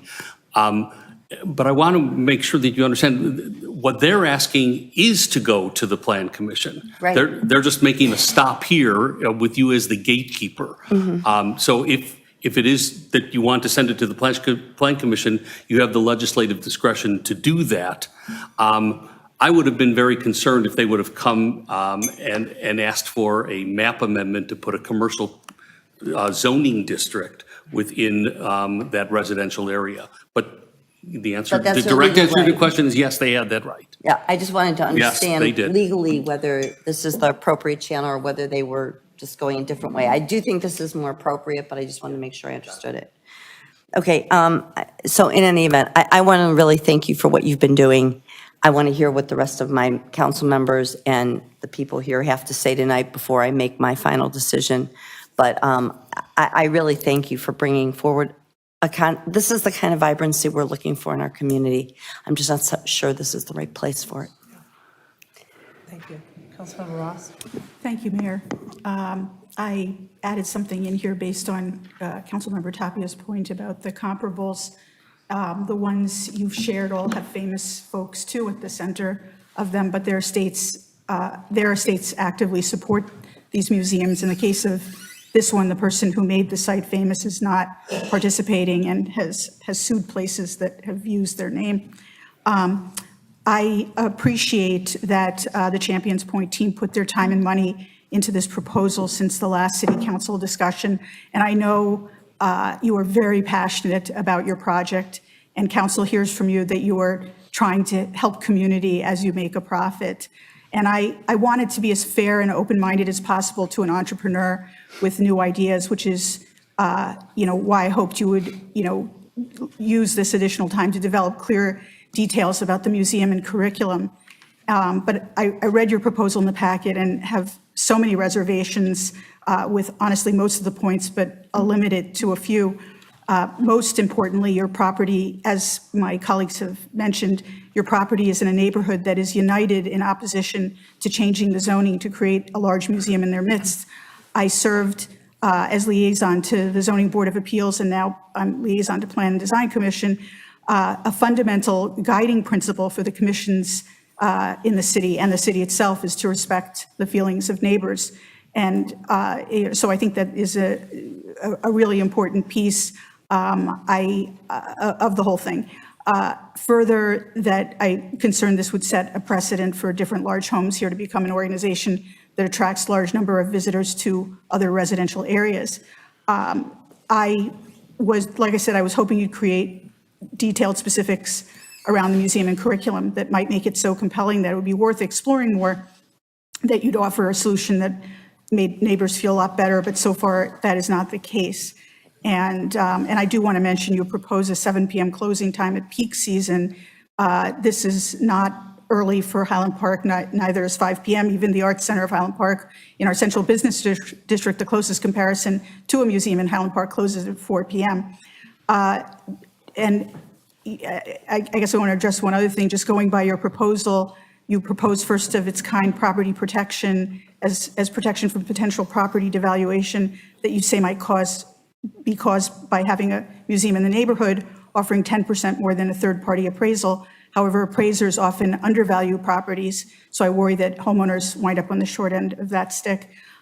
Regarding creating a museum and curriculum, I've served on 2 museum boards and have served both school districts here, including as an elected school board member in District 112. What I've seen is it takes many, many years and much experience from really all degreed professionals to create museum exhibitions and school curriculums. And our school systems struggle to, push to get essential curriculum into the school day. Some students skip lunch to do that, and in general, field trips are rare. I deeply appreciate all the people who serve the Chicagoland community in a lot of different capacities, whose letters are in the publicly posted packet, as well as all the Highland Park residents who took the time to write to the city. But our first obligation as elected officials is to serve and answer to our residents here in Highland Park. So that's where I land on that, as I said at the beginning, that the neighborhood is, as was said previously, the neighborhood, you haven't convinced the neighborhood, that this is a good idea, and so you haven't convinced me either, I'm sorry to say, because I know you went through a lot. Thank you, Councilmember Ross. Councilmember Center.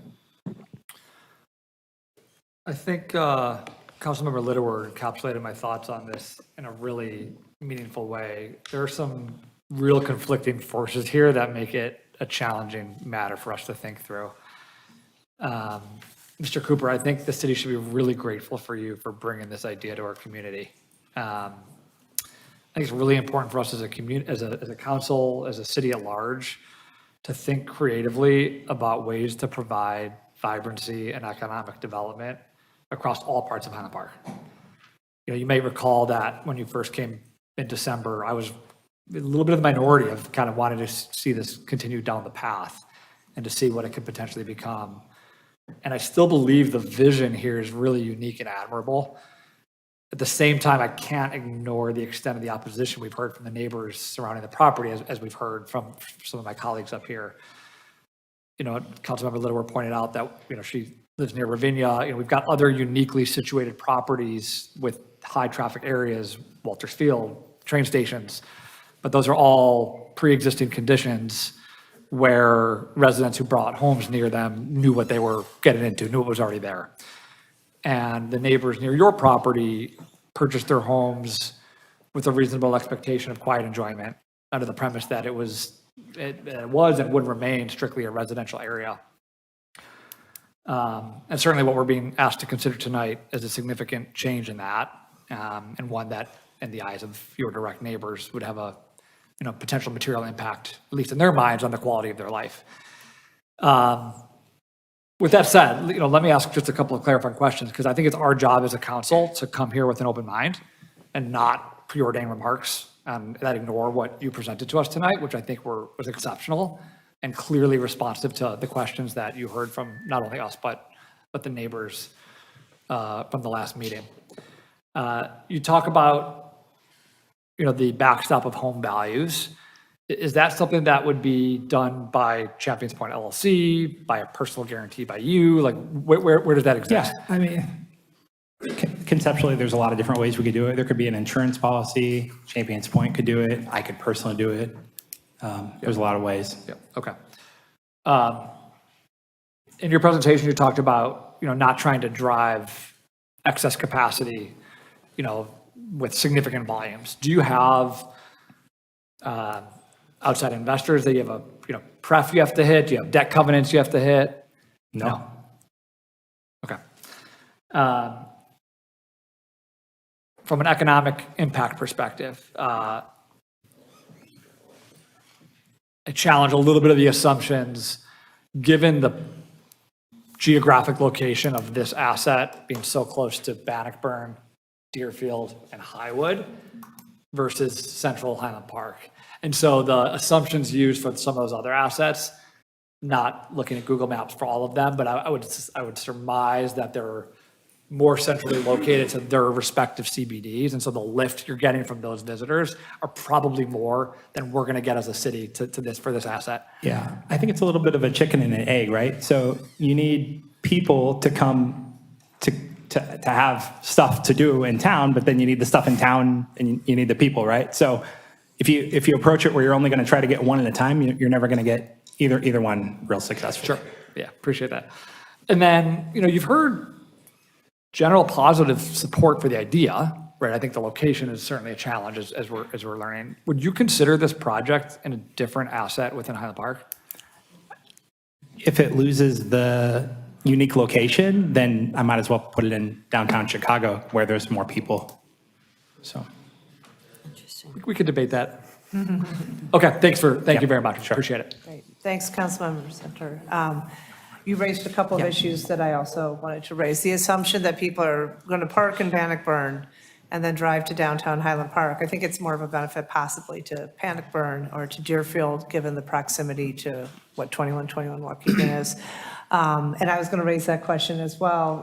Is there another location? We could certainly help you cite and bring the necessary and appropriate elements. Having been in that house, I know there is plenty that could be located if you really are strongly dedicated to not only seeing the elements, but also to the champion's legacy. There's a way to do it, and we'd be happy to talk to you about reciting it.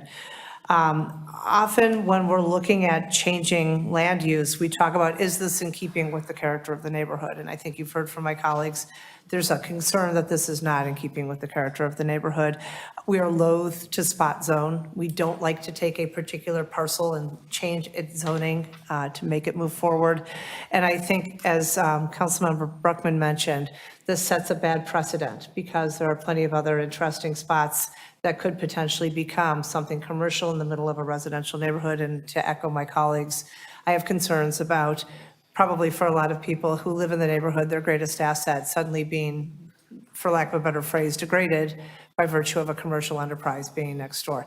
That being said, again, I want to thank you, as I did at the outset, because I know this is a passionate thing that you're trying to move forward, and we love the elements behind it. We love the charitable support. We love the fact that you're trying to move forward a curriculum that really would be beneficial to kids, not just in Highland Park, but in the region. And in particular, giving underserved kids the opportunity to be that proximate to somebody who really has done amazing things with their life. So there's great elements behind this, but I agree with my colleagues that I just think it's in the wrong location. That being said, neighbors have come out this evening. I'm sure there are also people who want to speak on your behalf. So I'm going to ask at 9:45 that we take a half an hour and hear from a few people, not everybody, because we're not going to stay here till 2 in the morning. I'm going to ask that your comments be limited to 3 minutes, and we're happy to hear pros, we're happy to hear cons, but I do want the public to have an opportunity to share your point of view. So if people, your lawyer has a question. Madam Mayor, it's more of a comment if that is all right. Thank you. For the record, my name is Braden Lord. I'm an attorney with the law firm of Taft, Stettinius, and Hollister in Chicago. We represent not the applicant, but the property owner, in this case, Champions Point LLC. And we simply would like to clarify that the matter that we're seeking approval of this evening is not approval of John's concept as is currently proposed. It's a resolution that would authorize the city and staff to begin thinking through in earnest and possibly drafting a zoning text amendment that would allow a use like this. In our view, it would be the beginning of a more earnest phase of the public process that would, of course, include as we understand it, a hearing before the PDC, perhaps the additional time before this body, and for John, an additional opportunity to go back possibly to the neighbors and continue to tweak the concept in concert with the zoning text amendment process.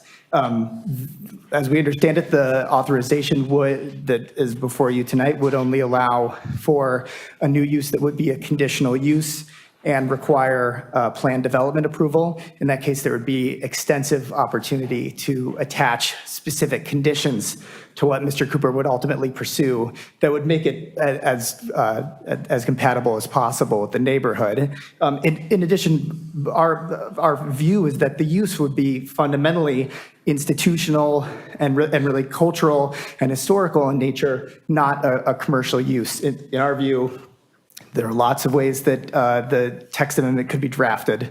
Many of them could be very restrictive with regards to what type of use is being created and approved and where it is being located. Of course, the property we're talking about is very special in nature. That's where Mr. Cooper feels the concept is viable. But in our view, this resolution is not an endorsement of his of the proposal tonight. It is merely allowing an earnest step towards drafting what maybe could be possible and allowing our team to further engage the community and the city. Appreciate it. Thank you. And I remember you as a law student. Well done, zealous advocate. Okay, so with that, I'd like to hear from the public. If you could please line up along the wall. Here's how it works. Line up along that wall, and 10 of you will be able to speak unless you speak less than 3 minutes. So we're going to cut this off at 10:15. Please start and state your name for the record. My name is Kevin Cullither. I am a resident of Highland Park and a former chair of the Zoning Board of Appeals. Thank you, Madam Mayor, for the opportunity to speak here this evening. I want to thank Mr. Cooper for an interesting proposal that he has put forth to the community. It is certainly an innovative idea for a property that has sat vacant since I moved here in 2011. I don't think anyone has inhabited the building. But I don't believe we are at a point yet for this to move to the Zoning Board of Appeals. I believe there are way too many questions to be answered specifically from the other governmental bodies. I don't know if there's a way for the council to have a joint meeting with the Park District Board, the 2 school district boards, the elected regional school superintendent, and all the other governmental bodies who have been touted by the applicant, but we haven't heard from. So first I would say I believe it's too early, but I also, as I have done previously, I want to thank you this evening for listening to your constituents. I think the overwhelming input you've received, that you've read them, you've listened to them, and I don't believe it's time to move this to the Zoning Board of Appeals. It may need more time to come to fruition and to be ripe. This issue isn't ripe yet. Great. So Thank you. thank you. And it's the PDC, not the ZBA, but we appreciate the tenor of your comments. Thank you. You're right. Welcome. Please state your name for the record. Hello, everyone. My name is Alex Ulyanov. I'm one of the residents that resides in Architecture Point. You remember me from last time. So a number of thoughtful points have already been raised by neighbors through live testimony and written submissions, and we won't repeat them here again. But we do just want to reiterate that on behalf of the entire Architecture Point community, we're still very much opposed to the commercialization of 2700 Point Lane. That said, we do want to address why we're here today. Again, I think several council members expressed interest in hearing more information and in continuing the discussion, and the reasoning seemed to center around 2 themes. First, that this property is somehow unique and may offer community benefits, and the second, that it's worth exploring whether there's a path forward that could work for everyone. So let us speak directly to both. On the idea that this property is a unique gem or special, and we've heard it even mentioned today several times, we've heard comparisons to Ravinia Festival and suggestions that it could serve as a community asset. But the reality is much simpler. There's nothing inherently unique about this property itself. Its perceived specialness is based entirely on who used to live there, Michael Jordan. and not anything the property actually is today. And that matters because there's not in any way, because this is not in any way an official museum. There's no affiliation, no endorsement, or legal right to use Michael Jordan's name, likeness, or intellectual property in any commercial way. So while the proposal avoids saying that explicitly, it's clear that this is what it depends on. We've all heard it, even in prior council discussions, the name Michael Jordan came up repeatedly. This is the entire premise, and without that association, what's left is simply a large, outdated home with no authenticated memorabilia, no curated exhibits, no legitimate foundation for a public attraction. So the idea that this is some kind of inherent community asset just doesn't hold up. But beyond that, there's a bigger issue. If we allow this, we're no longer making zoning decisions based on land use. We're making them based on who used to live in a house. And that's the line that should not be crossed, because if that becomes the standard, then any home associated with a public figure could seek commercial conversion. At that point, residential zoning stops meaning what it's supposed to mean. And there's nothing about this property physically, structurally, or legally that requires or justifies its commercial use. Thank you. My name is Michael Freitas. I'm continuing the same conversation. I did want to say one thing before I go on, and that is that the Park District has not approved this in any way. They had one meeting, and it has not been approved. The second point, though, we want to make is the idea that we should continue exploring whether there is a path forward. We understand the instinct, but respectfully, that assumes there's a middle ground. There isn't. No amount of conditions, restrictions, or adjustments will change the fundamental reality. This is a commercial use being proposed in a quiet, residential cul-de-sac neighborhood. And I think it's important to just say this plainly.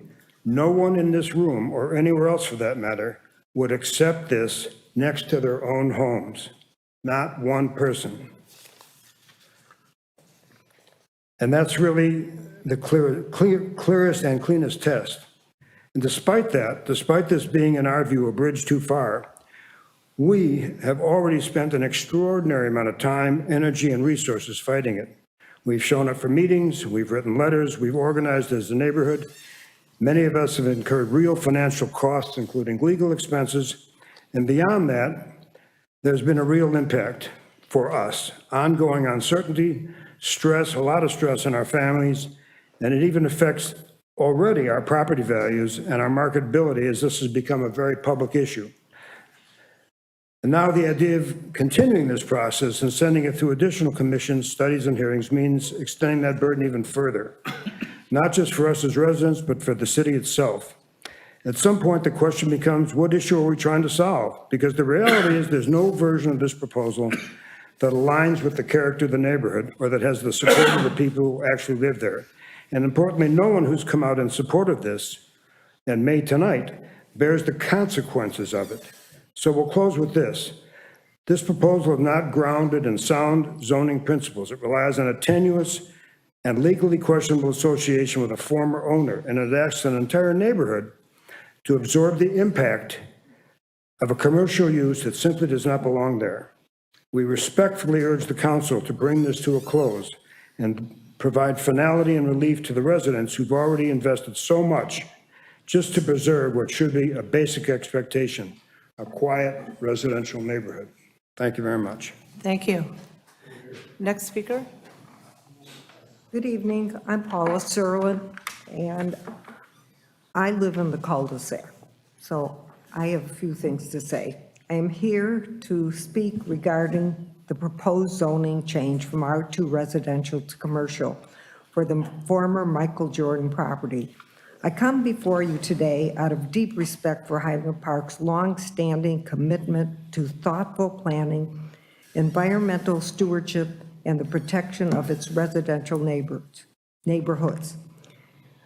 This is a lack of museum substance and qualification. The applicant seeks to transform this quiet residential parcel into a commercial attraction he calls a museum of greatness.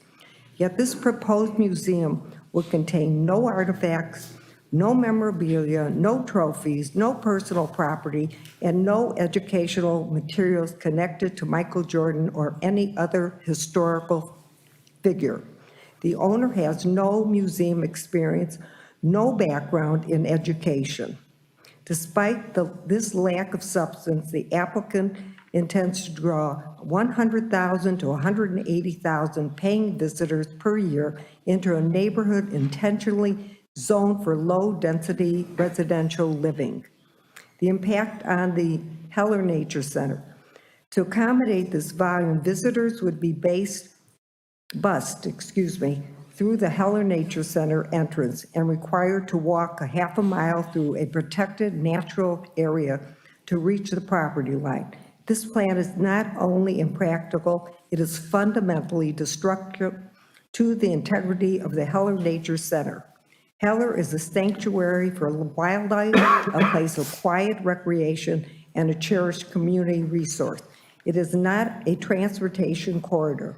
Turning the trails into a commercial access route would introduce increased noise and disruption, soil erosion and trail degradation, litter and waste, disturbance to wildlife habitats, a diminished experience for residents and visitors who rely on Heller for peace and nature.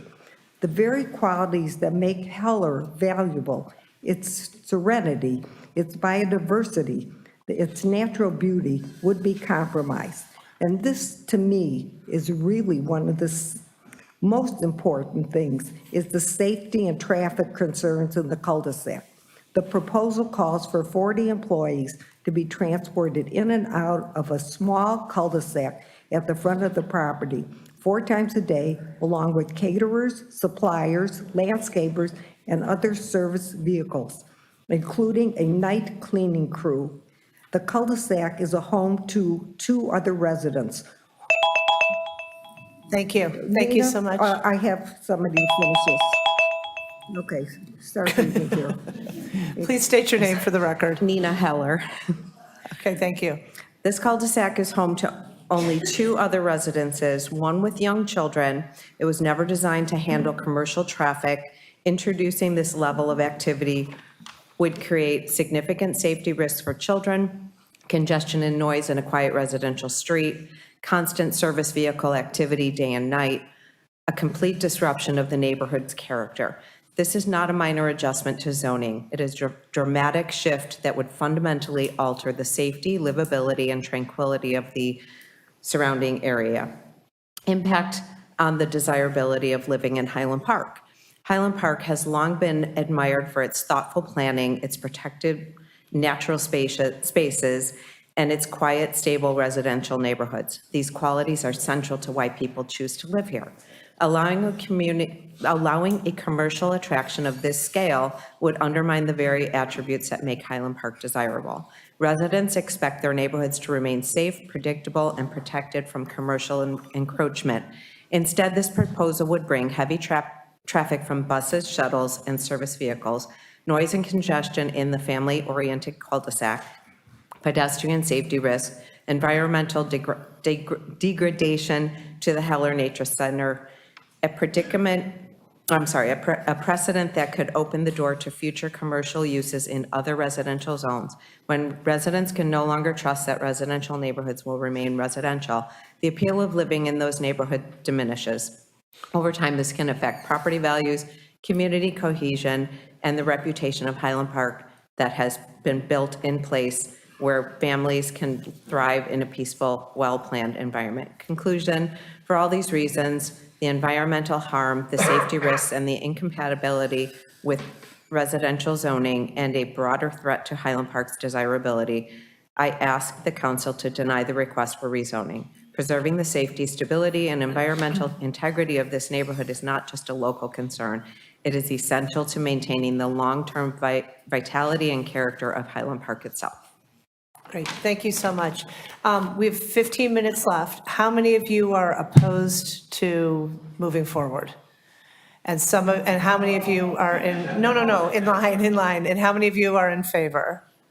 Okay, so I want to hear from both sides, so if you could come forward and continue, and we'll see how far we can get by 10:15. Thank you. Next up, thank you. What's your name? Yep. Boris Koyovsky. Good evening, my name is Boris Koyovsky. I grew up on these streets, played in these parks, went to school here. Today I'm raising my own kids in Highland Park. I'm a small business owner just down the road in Deerfield. This community has been a backdrop of my entire life, which is why I'm standing here tonight. I'm wholeheartedly in support of Champions Point. As a young dad, what excites me most is what this means for my kids and every other kid in the city. Free field trips to every Highland Park, for every Highland Park student, free admission for all the Highland Park residents in the first year, 48 days a year of donated programming for youth, a lot of things that John talked about. A curriculum based around excellence and character piloted right here in Lake County. These aren't just nice perks, they're the kind of opportunities that stick with a kid. The kind that you look back on years later and realize, this is who shaped who you become. I've also watched Highland Parks downtown long enough to know that what it's capable of, and I believe we haven't yet reached our ceiling. Take a walk through downtown in Wilmette, Libertyville, and the other suburb around here on a Friday evening. You'll see sidewalks that are buzzing. The restaurants are full. There's a real sense of energy and community life. Highland Park has every ingredient to be that, arguably more so than either of them. What we've sometimes lacked is the kind of anchor that gives people a reason to come from outside our zip code and stay a while and discover everything we have to offer. Champions Point could be exactly that anchor. With 108,000 to 180,000 visitors projected, 500 people a day, visitors a day, our downtown restaurants, shops, businesses would feel an impact in real and lasting way. As a business owner, I can tell you that kind of consistent year-round destination traffic is genuinely rare. It's a difference between a downtown that survives and one that truly thrives. I know there are a lot of neighbors with concerns, and I respect that. I think the proposal comes with real enforceable protections. Just to name a few, we talked about, shuttle-only transportation, private fencing, noise controls. And clearly, Champions Point and John have done the initial work to show how to meet those, meet those requests and how to meet those concerns and how to mitigate them. And I think the point of the meeting tonight is at least to allow, the Planning Commission to review this and really put some more effort into figuring out some of the solutions to these questions, because the idea is real, right? Highland Park has always been a special place. And I think with Champions Point, it could become the kind of destination that, other North Shore communities will look at and wish they had, right? And I don't want this opportunity to pass us by. Like I said, I think there's a lot of potential here, and 5 years from now, 10 years from now, we look back on this and regret that this could have been a really a key point, a key anchor to our community. Thank you. Thank you. Thank you.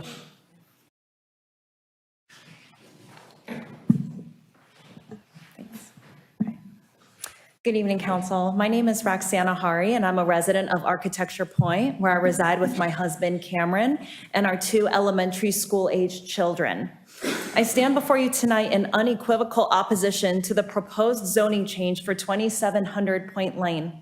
This is not a minor request. It is a direct affront to the integrity of the city's zoning code. Zoning laws are not flexible suggestions. They are codified commitments to residents. They are foundation on which people make some of the biggest financial and emotional decisions of their lives, where to raise their families, where their children will grow up, and what kind of environment they can rely on. What is being proposed, and more importantly, what is being seriously considered, is a betrayal of the zoning code and a betrayal of every resident who relies on it. Families select their neighborhood because it is residential, because it is stable, because it is a place where children can safely play outside, ride their bikes, and walk through their neighborhood without the pressures and risks that come with commercial activity. You are now being asked to change that, and as homeowners in Architecture Point, we are being told without our consent that we must absorb the consequences, adapt our lives, and accept a very fundamentally different environment than the one we financially and emotionally invested into and were promised.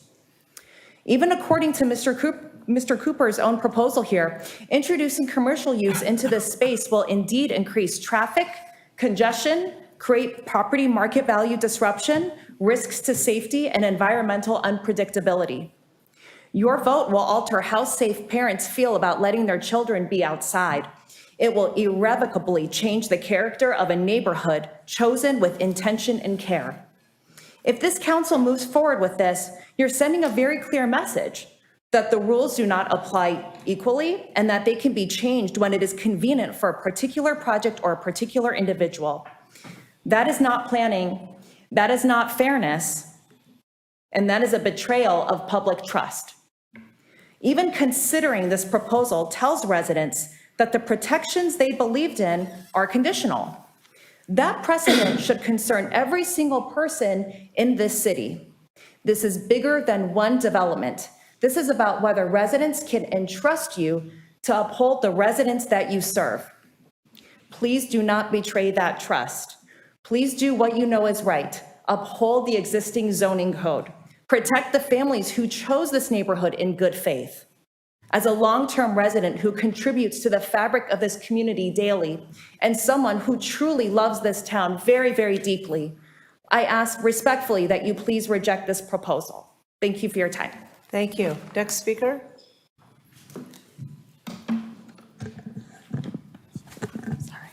That's okay, we can hear you. Good evening. My name is Jane Feinstein. I'm a Highland Park resident and a small business owner of a local preschool in a neighboring town. I'm also a mother of 2 children, aged 10 and 11.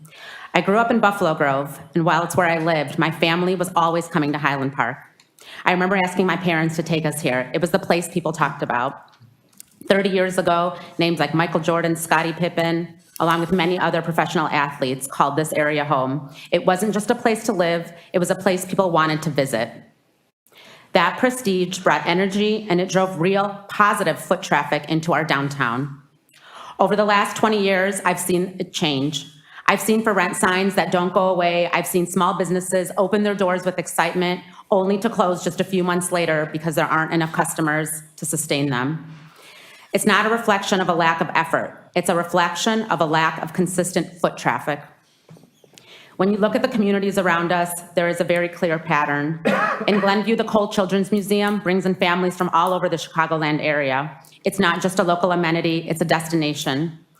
Through my preschool, I've actually rented out the entire museum for our families, children, and teachers. And every year I hear from parents and teachers who tell me they've never been there and are so excited to bring their families back there. That's exactly what a destination does. It brings people in and keeps them coming back. In Wilmette, the Baha'i Temple draws visitors in. In Glencoe, the Botanic Gardens brings over 1 million visitors each year. In Lake Forest, places like Market Square, institutions like Lake Forest College, and even the presence of the Bears training facility all contribute to a strong sense of identity and draw. Each of these communities has intentional choices to create reasons for people to visit. Highland Park has Ravinia, and it's an incredible asset, but it's also seasonal. For a few months, it brings energy, but for the majority of the year, that level of activity isn't there. So my question is, what do we do for the other 9 months? This project is an opportunity to answer that question, not just with another building, but with a destination, a place that brings people here again, a place that supports our small businesses. As a parent, I also see the educational value this can bring. This isn't just for our children, it's something that could attract families and visitors from all over the Chicagoland area, creating a meaningful, engaging experience for kids and adults. I'd also like to add that I've known John for over 15 years. He's a man of deep faith who truly cares about the community, and it's reflected in this project. Thank you. Thank you. Next speaker. Good evening, Ms. Mayor and the City Council. My name is Cameron Hari, and I reside in Architecture Point with my wife and 2 young sons. By now, you have clearly been barraged with innumerable detrimental effects and impacts that approving this text amendment would have on Highland Park. And any one of these would be enough to vote no, let alone the multiplier effect of them all together. Please indulge me as I utilize my short time here to state out loud and with emphasis just a few stark fundamentals. Firstly, there is no proposal for a financial backstop for the property value degradation. There is none. Mr. Cooper told you that here today.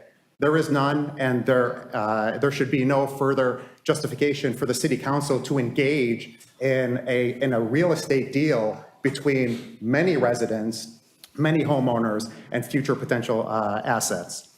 Next, There is not a single person in this chamber who would rationally and sensibly vote yes for this proposal if the proposal was in their own neighborhood and in their own backyard. My statement holds true even for the applicant himself, who has previously admitted this to us on a personal level. In order to make a specialized exception to the zoning code for the purpose of this particular proposal, you would have to suspend any rational thought to conclude that this proposal for a museum of introspection or any other moniker that it's given fills some nebulous and ill-defined unmet need of this community, which is a prerequisite for changing the zoning code. There is no unmet need here. You must also be convinced that the current R2 zoning code of Highland Park is somehow flawed, and that this new proposal is somehow in line with the stated purpose and objectives of the current zoning ordinance, which is designed to, and I quote from the city's own ordinances, to protect the public health, safety, morals, comfort, and general welfare of the people. That's the city's own ordinance. After you vote today, those in this chamber will all return to a home that is largely unaffected by your decision. But your vote will set in stone whether Highland Park maintains its status as a stable, equitable, and transparent jewel for families to live in, or setting us on an ongoing path of predictable and guaranteed turmoil with continued challenges and tribulations for years to come. Thank you for your time. I urge you to vote no and put an end to this unnecessary, misguided, and distorted track that we have all been put on. Thank you for listening. Thank you.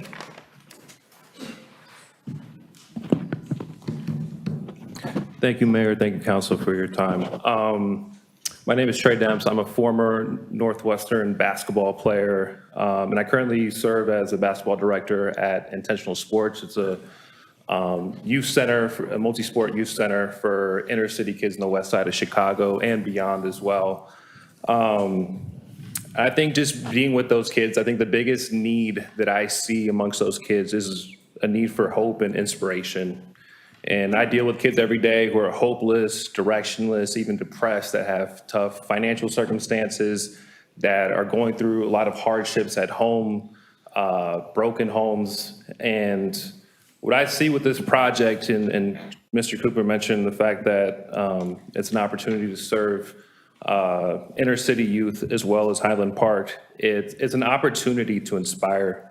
And I think all it takes for a young person is a spark. And I really believe that this can be an opportunity to provide that spark for young people. I think everybody in this room can draw on an experience where they felt inspired. And I think a spark is subjective. Obviously, for me, I'm a basketball person, and I was inspired walking through the halls of Michael Jordan's old estate and Mr. Cooper's current residence. And I think just hearing everybody, I think the common fear is peace being disturbed, but I would offer you to think about another perspective, is that won't compare to the joy that you know that you'll have of being able to impact the next generation, and especially the inner city youth of Chicago.